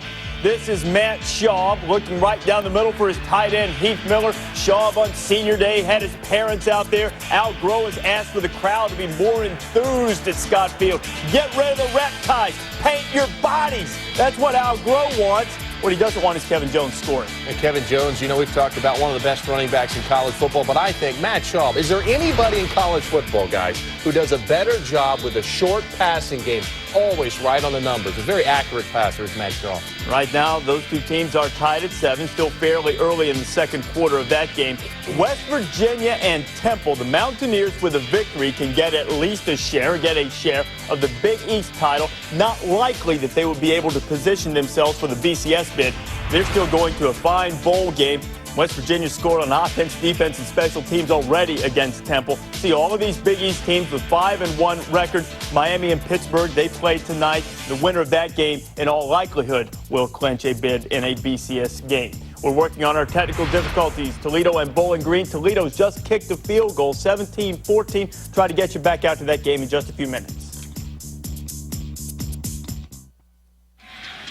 Tom Amstutz, the head coach of Toledo, his team in the lead 17-14 with 5:52 to go in the third quarter. And a few moments ago, Robbins with a field goal to make it 17-14, a 27-yarder, and we apologize for the technical difficulties. We have our problems worked out. We lost the feed a few moments ago, but we are back here at Perry Stadium in Bowling Green, Ohio. The winner of this game gets Miami of Ohio Thursday night at 7 o'clock Eastern Time on ESPN2 for the MAC Championship. And interesting, you're going to have to take our word for it, folks. Robbins did make a field goal from 27 yards out. Important, Bob, you would think, for them to answer the score by Bowling Green. Definitely, Mark. And while we were away, the fans didn't get a chance to see this. The audience didn't get a chance to see it, but these offenses have heated up. And I think it was critical for Toledo to take that ball and answer Bowling Green's touchdown. Unfortunately, they had to settle for a field goal.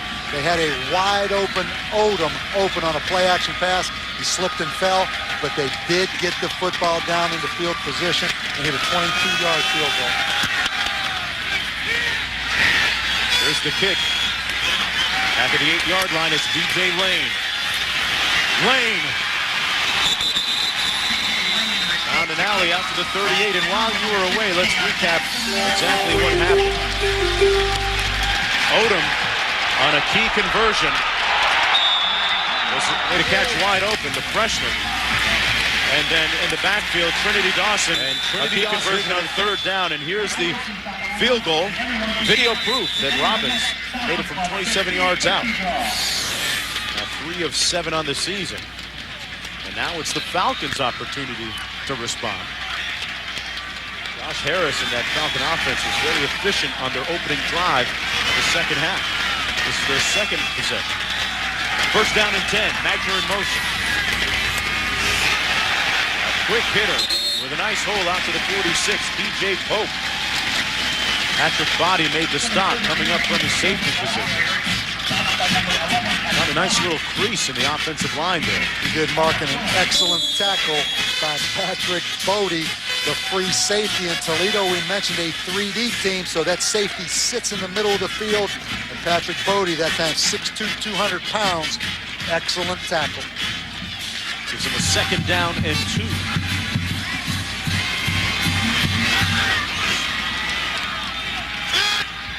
Magner lined up in the slot. Harris keeps it himself and gets the first down at the 48-yard line, brought down by Dodgerell. Mark, 235 pounds running to the side play right there. The linebacker in good position. What Toledo's doing, they're letting that defensive end close down. It gives a pull read, and then the linebacker switches responsibilities with the defensive end. So a good plan by Lou West. But Josh Harris just too big and strong. A great job on the ground as well as passing. He's 12 of 13 through the air. They got 13 of 14. Magner into Toledo side of midfield at the 47. Let's go back to Reese in the studio. All right, Mark, let's go out now to the Big 12. Check in on Iowa State and Missouri. Missouri's had a fine season trying to finish it off. The Cyclones have been decimated by injury, and here they're being cut up by Brad Smith. Kept it himself. Tigers on top 7-0. That game's getting close to halftime, and the Cats have a 7-3 lead on the Vols. 18 straight times Tennessee's beaten Kentucky. Hey, Reese, I want you to show me a Mark Jones highlight sometime soon. And I'm not talking about my own either. Vols Mark Jones, of course. Second down and 6. Harris keeps it himself. A gaping hole for Josh Harris. The former running back turned quarterback a couple of years ago with a nice run, the first down at the 36, a 12-yard gain. So both teams doing well running the ball. And Bowling Green loves to go empty and use the offensive guard. Andy Grubb really is the lead blocker for Josh Harris. Grubb will come around right here. He's really the fullback if you're an I formation team. And Josh Harris, Mark, shows that athleticism at 235 pounds. You better keep your head up right there and your eyes on the target. Brandon Heflin, the cornerback from Toledo. Josh Harris, the son of M.L. Harris, a former National Football League player. Look at those numbers today. 9 rushes for 50 yards. And Robert Haley, backup tackle, shaken up and limping off the field for Bowling Green now. Bowling Green, Mark, wearing the all-orange uniforms for only the second time this season. I guess they wore them earlier in the year against Central Michigan. Anything to get the edge. And we saw earlier today on their walk to the stadium, to Perry Stadium here, they were all clad in orange with those special T-shirts with the special message across the front. First down and 10.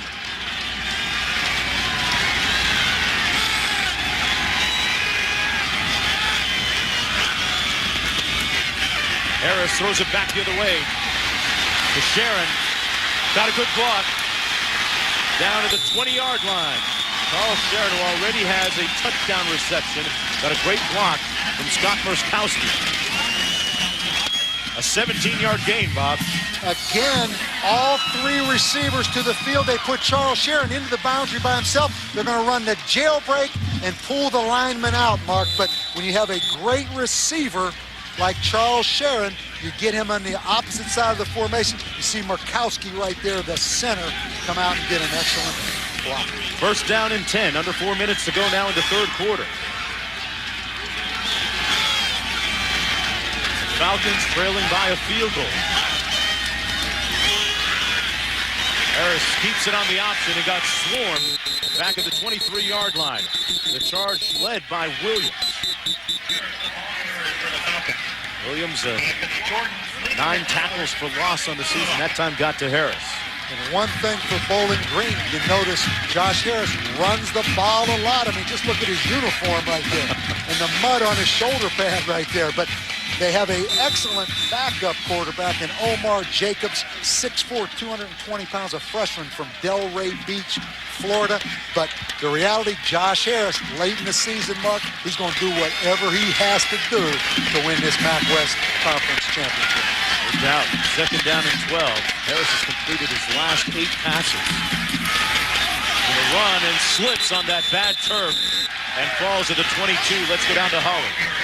Well, you're talking about those shirts that the team came wearing this morning to the football game. They actually just got those as a gift today from the coach. It says, "Win the West." That has been their motto all season long. The coach presented these shirts to him and asked them to wear them into the stadium. This is where their journey ends. And he said they've had the motto all year, but today makes all the difference. Here's a look, Holly, at what they looked like this morning coming to the stadium. The fans braving the cold and windy weather here. Third down and long. Wagner in motion. Plenty of time. Harris threw it. Incomplete, almost picked off at the 20-yard line. A dangerous situation. Ray Turner with the pressure on the play.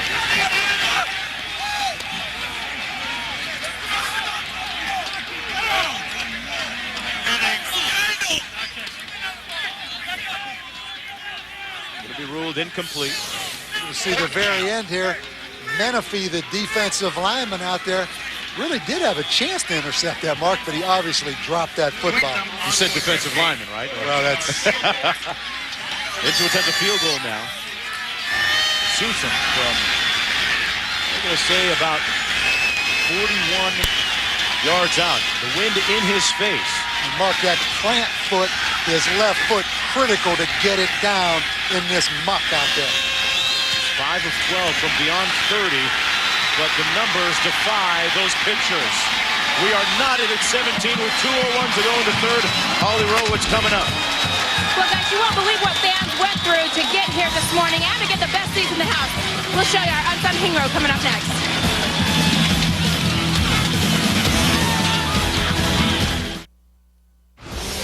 ESPN's College Football Saturday. Brought to you by Gateway. 50 new products and 3 ways to get there. That's the way things should be. And by Acura. Experience the performance today at your local Acura dealer. A couple of teams battling for MAC Conference Western Division supremacy. And I don't know what you say about that. Is that there's no rhyme for orange. A little camouflage. Look at the scoring drive, capped by the 41-yard field goal. Each team has scored on each of their respective offensive possessions here in the second half of play. Mark, you have to be impressed. Bowling Green student body coming back for this football game. You know, it is Thanksgiving break. Student body goes home, but they came back out here to support this football team. I love that shirt. Friends don't let friends go to Toledo.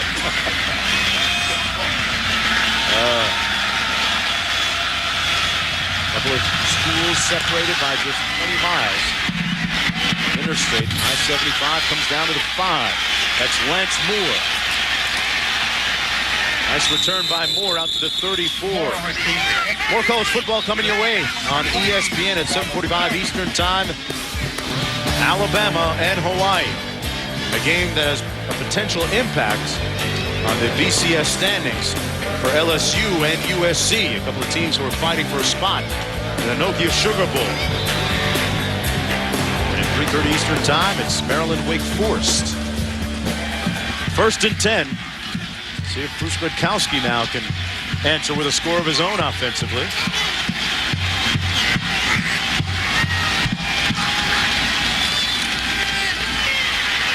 Run the ball with Aston Martin, who's seeing his first action of the half. Let's go back to Reese doing that Virginia thing. And Virginia Tech in this case. Mark 7-7 on a 3rd down play about halfway through the second. Brian Randall, who Beamer says he's going to go with throughout, finds Mike Emo. Nothing but green grass and opportunity for Emo. Hokey high up by a touchdown. And the State University of New Jersey trying to keep Syracuse from becoming bowl eligible. Greg Schiano's doing a nice job with the Scarlet Knights. 2nd down and 8.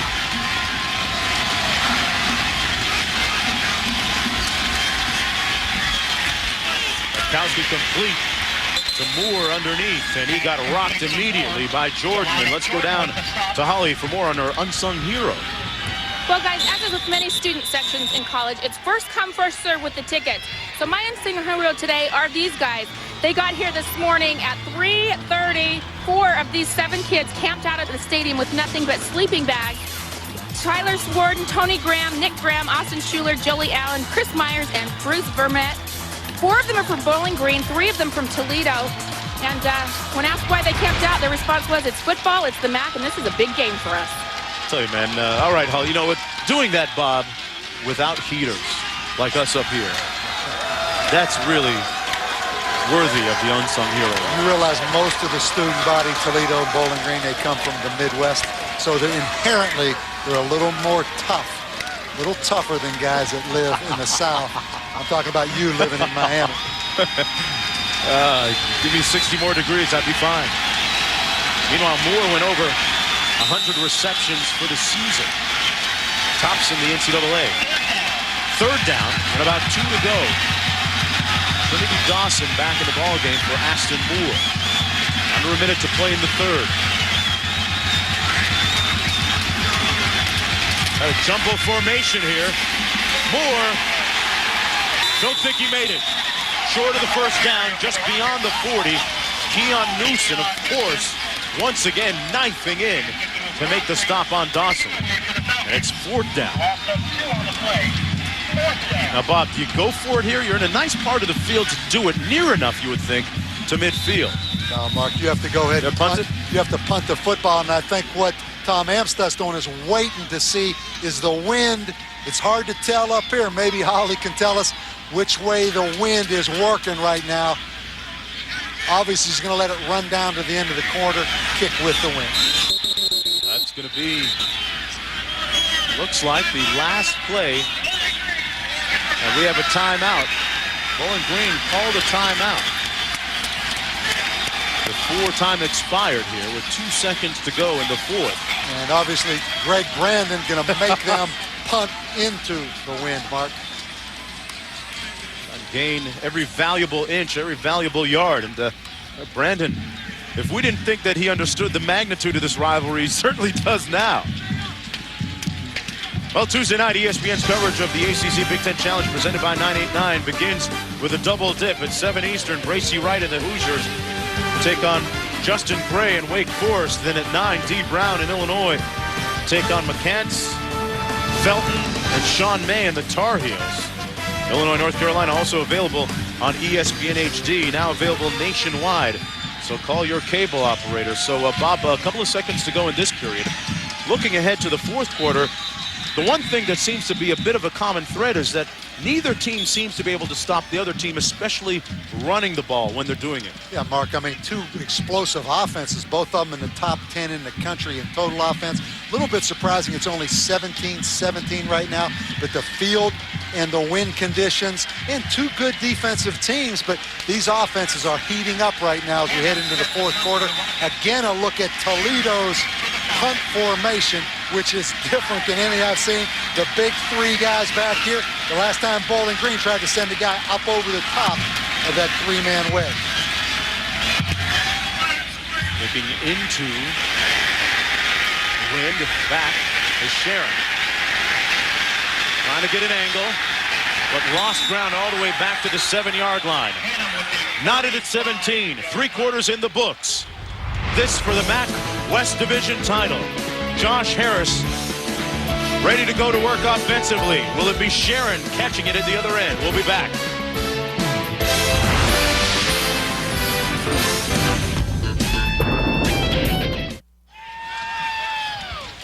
Back at Perry Stadium here in Bowling Green, Ohio. Under gray skies and blustery winds, tied at 17, ready for the start of the fourth quarter. The Falcons with the ball, first down and 10, pinned deep in their own territory. Their worst starting field position of the day. But that man right there, the quarterback, Josh Harris, one of the quasars today, one of the stars, 14 of 16 passing. Total 144 yards and 1 touchdown as well. Runs it this time. Nice job out to the 14-yard line, brought down by Dodrell. Here's a look at what they're playing for. The winner of today's game between Bowling Green and Toledo meets the East champion Miami Thursday night on ESPN2 at 7 o'clock. Toledo trying to participate in the MAC title game for the 3rd consecutive year. Miami with a huge win over Central Florida yesterday. Again, Bowling Green, empty formations, 5-wide formation, trying to spread this field and hit those receivers up the seam. And once again, it's Magner, the go-to receiver at the 22 for the first down. Well, Gretkowski with 2 touchdown passes today. His team led at the break, 17-14. Lance Moore caught that one. But Josh Harris with 244 total yards of offense. Running, throwing. Tom Amstutz' defense at some point is going to have to make a stand. Will it be on this drive? Both teams offensively have done well here in the second half. Harris to pass. As his receiver, once again, it's Charles Sharon. Complete at the 32. And it's another first down. Mark, what happens when you have 4 wide receivers, 2 on each side, and Toledo plays a 3-deep coverage? The strong safety right here is going to have to jam and keep this guy from going down the seam. That leaves the corner out here one-on-one by himself. So a real good play. And you see the strong safety taking away the vertical by Magner, and then the out route to Sharon into the boundary. So difficult in 3-deep coverage to stop those seam routes. First down and 10. Harris, Sharon again. First down at the 41-yard line. He worked on Paul Dye, who finally made the stop. Sharon playing with a heavy heart, but a big game, a 25-yard gain and another first. Mark, again, Toledo in zone coverage. You're going to see the linebacker, Anthony Jordan, right here is going to chase a receiver out of his zone and leave this curl zone come wide open. Right there, Charles Sharon, again, Mark, this is a big, good-looking receiver, and zone coverage repeatedly by Toledo. I think they're going to have to play some man-to-man on them to take away some of these combination routes. There's Magner in motion. They fake the handoff to him. Harris going up top. And good coverage back there in the secondary. And it's incomplete. For number 84, Justin Martin. Intended for Justin Martin. Talk about some impressive numbers. 17 of 20 on the game. And Mark, what's so impressive is how many times he is a critical factor in each play. And I know that sounds silly because he's the quarterback, but think in most offenses, the quarterback just turns and hands that ball off a certain percentage of plays. In this offense, he is the main guy every snap. Second down and 10. They put a lot on him. Fires a little bit low. And it's ruled incomplete. Intended once again for Sharon. Mark, again, they're going to rule that incomplete. And you're going to see it's a good call, but the middle of that football field is wide open. Again, definitely an incompletion. Third down and 10 right here. 2 of 6 on third down. They've been able to score each time they've possessed the ball in the second half. Another empty formation.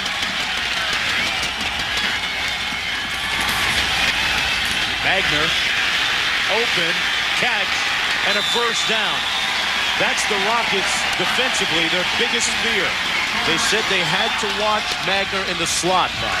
And Toledo, Mark, is not really a 6-defense scheme. So Anthony Jordan, again, the inside linebacker. You got Magner working on a linebacker who's reading the quarterback. Really, it's stealing right there, sitting down in that zone. So at some point, you have to mix it up and play some man-to-man coverage. Mark, these 5 wide receiver sets, 4 and 5 wide receiver sets, spread that zone coverage so wide. Magner, Bob, has done over 1,000 yards receiving for the season. Here he is in motion. Harris tosses it to Magner on the run. Man, he's got a little shake in his game. Magner brought down to the 24. Gained about 5 on the play. It'll be second down, about 5 to go. Went over 1,000 yards receiving and answered the call for the basketball team here for Bowling Green when they suffered some injuries. Ended up starting a bunch of games as well. You give me a basketball player, Bob Davey, I'll show you an athlete. Well, you're reaching a little bit for a compliment because that's all about you because you fancy yourself being a basketball player. But you're right. A bunch of evaluations in football recruiting is done off that basketball court. Second down and 5.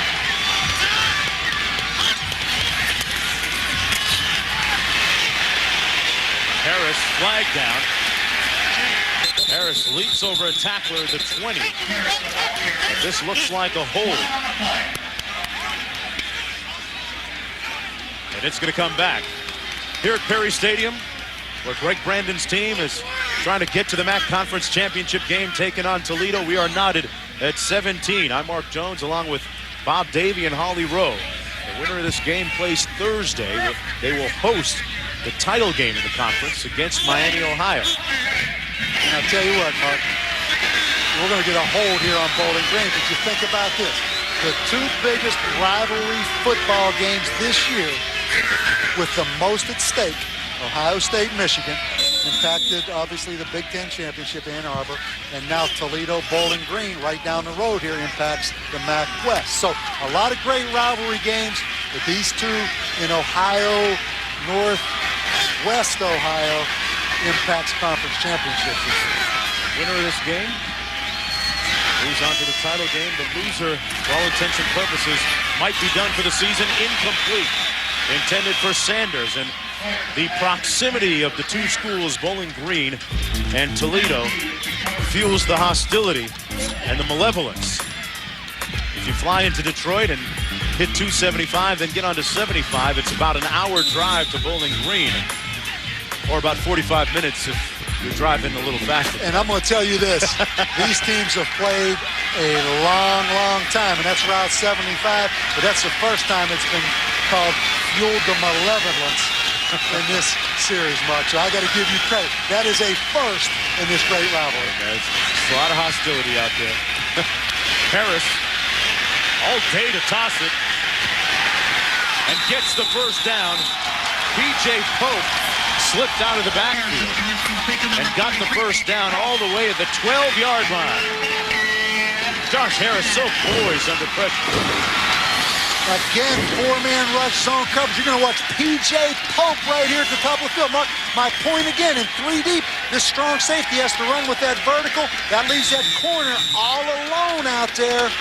And P.J. Pope sits down on the sideline. 3 deep coverage, you got to carry those inside seams. You end up one-on-one out there, the widest receiver on the outside third corner. Harris in charge. A predetermined run. Josh Harris tackled immediately at the 11-yard line by Anthony Jordan, second on the team in tackles coming into this game. Last season, started at defensive end. This year, they stand him up and put him at the linebacker spot out of that 4-2-5 alignment, which will play for this game. You're right, Mark. This is his first year standing up, and he's had an excellent season. But this guy right here now comes down to this quarterback, tied football game, MAC championship game. Bowling Green in good shape with this guy under the center, Mark. Second down and 10 to go. Throw a screen, complete to Sharon. Touchdown! It wasn't drawn up that way, but they'll take it anyway.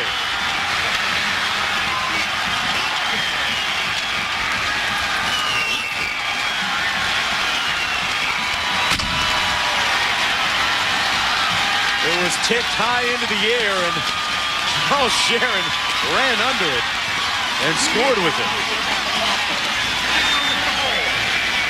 That's his second touchdown catch of the day. Charles Sharon, who missed last week's game because of a funeral, is back this week, Mark, and having a big-time game. Sure is, Bob. They lead now. Bowling Green does by 7 points. Tipped up. Sometimes, yeah, it does pay to be a little bit lucky. At Theaters Christmas Day. Charles Sharon, Mark, had the game-winning touchdown against Purdue earlier this year. But this kid comes out of Palatka, Florida. Urban Meyer told me the high school videotape of football was so bad they couldn't make any decision. He watched him play basketball, loved his athleticism. It's a long way from Palatka, Florida to Bowling Green. But this Bowling Green team, Mark, has some athletes on the field. Sure do, and paid off for them on that last drive. What a drive it was. As Gradkowski soon with an opportunity to respond, but that last drive started on their own 8-yard line. And the 92 yards that they went, 90 were through the air with the passing game.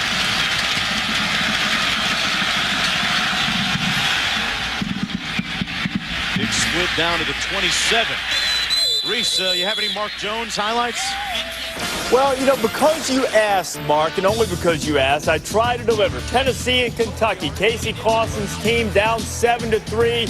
And, of course, he's looking for Mark Jones and his touchdown posse as he shows the referee to his seat in the back. 10-7. Volunteers on top of the catch. I tell you, Reese can hook it up. Reese can hook it up, man. Reese, you are creating a monster with all this now. Reese Davis hooking it up in the studio. Forget about Mike Tirico, Mark. You have taken over as far as versatility. Aston Martin back in the ballgame now. Goes in motion, flanks out wide. Pass underneath. And they're going to say it's incomplete, intended for Lance Moore. He hit the ground and couldn't hang on to it. It'll be second down and 10. Lance Moore came into the game the country's leading receiver. Mark, and he's an academic All-American. Only caught 23 balls all of last year, but in Ohio high school, caught 103, had 103 catches his senior year for 24 touchdowns. Caught 18 balls in one high school game. Looking at a second down and 10 now, Bob. And Gradkowski kept it on the the side play, and Mitch Hewitt said, "You're not fooling me with that okey doke." Mitch Hewitt, the senior and the team captain,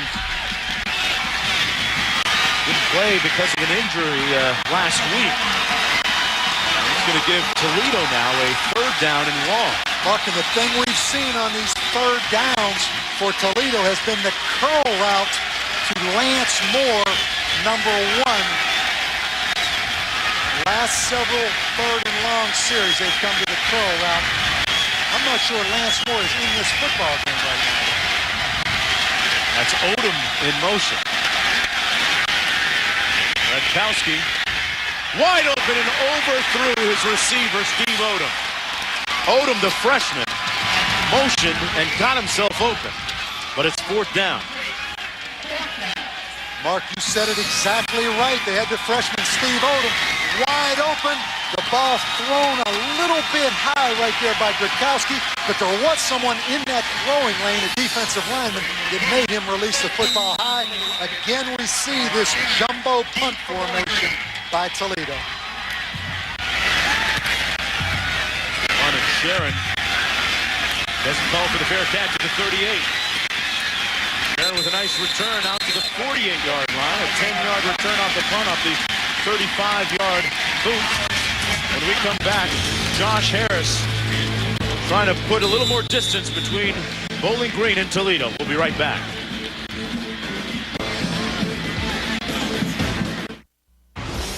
ESPN's College Football Saturday, brought to you by Hummer. Check out the H2 at Hummer.com. Hummer, like nothing else. And by Peter Pan. This Christmas, discover the timeless story as you've never seen it before. Starts Christmas Day. That's what they're playing for, among other things, the Peace Pipe, which goes to the annual winner of the Toledo Bowling Green matchup. The winner also gets to hook up and bang hats with Miami of Ohio, the East Division champ in the MAC. That game going to be 7 o'clock Eastern time on ESPN2 Thursday. 1st down and 10 for Josh Harris. Young man that's undergone an incredible maturation process going back a couple of years ago.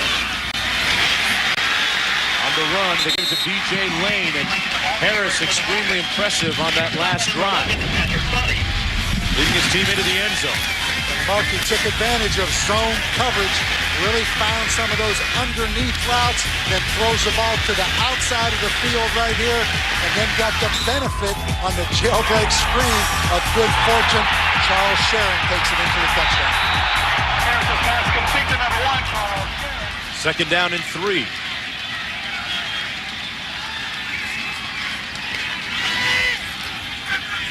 Harris keeps it himself onto the side. Brought down at the 43. It'll be 3rd down and about 3 to go. Well, Bowling Green came out and got Coach Brandon's message out of the locker room that we got to hold on to the ball. And they've had some impressive long scoring drives in the second half. And Mark, the biggest thing, because they've moved the ball, converted 3rd downs, a lot by throwing the football as well as running it, they've had the ball. First half, they only had 21 plays in the entire first half. Scored on all 3 of their possessions in this half of play. 3rd down and 2 to go. They'll get to the 41 for the 1st down. Harris going to be close. Looks like they're going to spot it a little bit short of the 1st down. Anthony Jordan closing quickly, along with defensive tackle Robert Menifee. And a good plan by Toledo, Mark. And when you watch the defensive ends and tackles, they're pinching inside. They really want to make Josh Harris bounce that football to the linebackers. And right here, they caused them to do it. 4th down. Perhaps the problem, Mark, Bowling Green went for it before on 4th down because they're a shotgun finesse running team. This isn't a gimme, particularly because that field's soft right there. I think he may punt this football, Mark. It's 4th down in inches. You mentioned they went for it earlier, didn't make it. They're just 0 of 1 on 4th downs today. And Bowling Green now using one of its timeouts. They've got one remaining to Toledo's 3 with 7:18 to go in the fourth quarter. Timeout down on the field. And Holly Rowe, tell us what's coming up. What's up, Holly? Hey, when we come back, we're going to show you the special safety precautions Bowling Green has taken to protect the goalposts.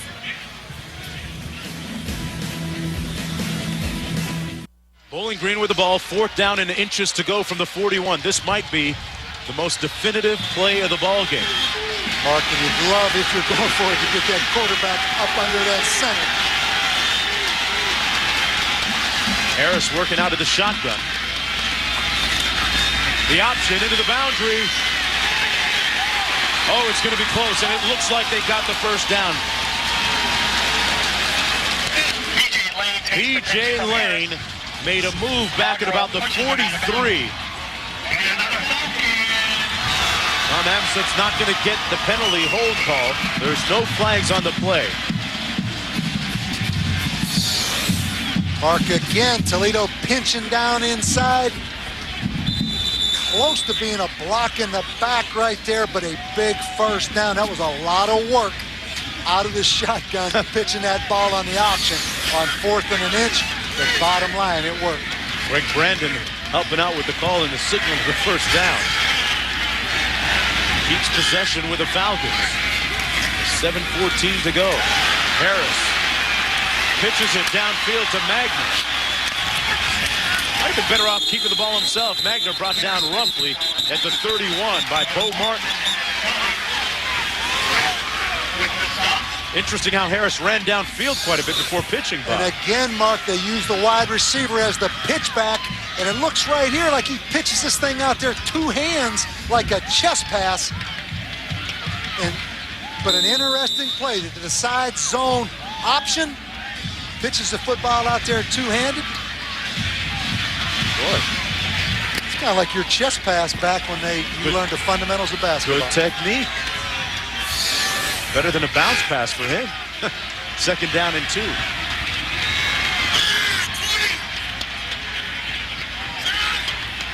Lane in a tailback.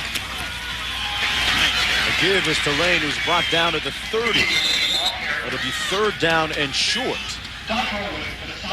And the clock running as we approach 6 minutes to go.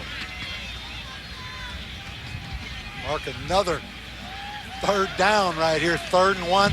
Bowling Green doing a good job with the clock, really using just about all 25 seconds right here, because we're down to 5 minutes and about 40 seconds when they snap this football. So this game plays Miami, Ohio, Thursday night at 7 o'clock Eastern time on ESPN2 for the MAC title. 3rd and 2. Again, empty. Look for Toledo to pinch down inside with those defensive ends, Mark, and make this football bounce. Harris keeps it himself and got the first down. Once again, Josh Harris with tremendously good decision-making, keeping the ball with Bowling Green and keeping that clock running. On this drive, Bob, they've run the ball 7 times and haven't passed it at all. Mark, you have to love Josh Harris. And we had Purdue earlier in the year after they were defeated by Bowling Green down at Purdue. Purdue's first game of the year, and this kid made a heck of an impression on Joe Tiller and Purdue's staff. 1st down and 10. 5:08 to go. There's going to be a heck of a celebration here at Bowling Green if they could hang on and win. Down to Pope. And Holly, what about the celebration in the goalposts? Well, guys, if Bowling Green goes on to win this game, the MAC championship will be held here on Thursday. They're very concerned about the goalposts getting torn down because it's the only set they've got. So they've gotten great security measures, threatened students that they will be expelled from school, and they have even gotten old-fashioned Crisco. They have greased down these goalposts. They went to the store and bought about a half a can of Crisco is all it took to do both goalposts. And guys, you can see it. It's slathered on here, right here. It's going to be very difficult for those students to grab it once they get this going. I can't believe the unsung hero of the day wasn't the guy putting that Crisco up there on that goalpost. I'm a little disappointed he went with the peace pipe. I would have peeled that too, Bob. I'm with you. It's the guy that got up there and put the Crisco on the goalpost. P.J. Pope. Yeah, these guys, forget about the Crisco, Mark. They're these coming guys over the can railing. Deal with anything. Look at the look on their faces down there. They might have their anti-Crisco jackets and pants on. Yeah, we'll see OU. You know, Bowling Green opens up with Oklahoma next year. Not to look. He's scouting for the Sooners. Don't sleep on the MAC. Ask Pittsburgh, ask Purdue. Among others that were upset, ask Alabama, ask Maryland. 10th play of the drive. Josh Harris now under center, Mark, on this 3rd down and 3. The first pass of the drive into the end zone. Touchdown, Sharon! Oh, what a grab!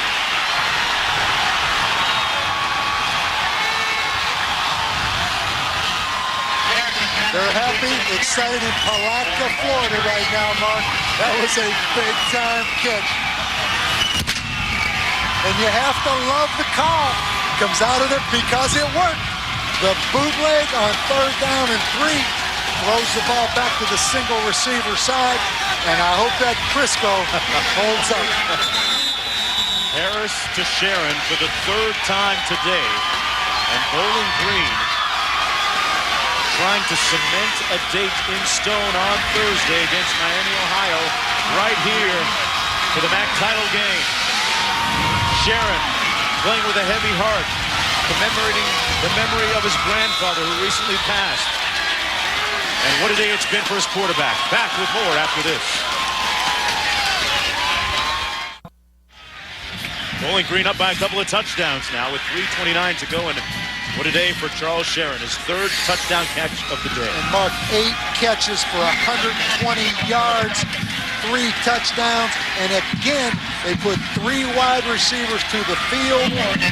He's into the boundary one-on-one, and that was a great vertical jump to go up and make that play. Puts Bowling Green up by 14. Falcons have scored on all 4 possessions here in the second half. Rockets got to get busy in a hurry. Well, Berkowski has had so many heroics during the course of this long and arduous season. Does he have one more miracle left in him? We'll find out when we come back.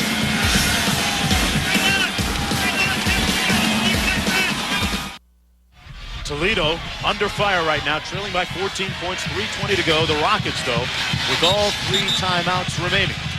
Mark Jones along with Bob Davey and Holly Rowe down in the field. The winner of this game gets Miami of Ohio in the MAC title game on Thursday. And Mark, right now Toledo down by 14. I know that's a pretty good mountain to climb, but Gronkowski, 98-yard drive against Pittsburgh in the waning seconds or minutes of that game to beat Pitt. So this quarterback's been there before now. Got it. 1st down and 10. 9 of 17 on the day. 2 touchdowns and 1 interception. Completes this one. 38 to Chris Holmes. They got to pick up the tempo here now and manage the clock. Holmes had a key 3rd down conversion earlier in the second half. One thing that helps, if you're a no-huddle team, by design every snap, obviously, Mark, all you do now is just pick the tempo up a little bit if you're geared for the mechanics of this. 2nd down and 1.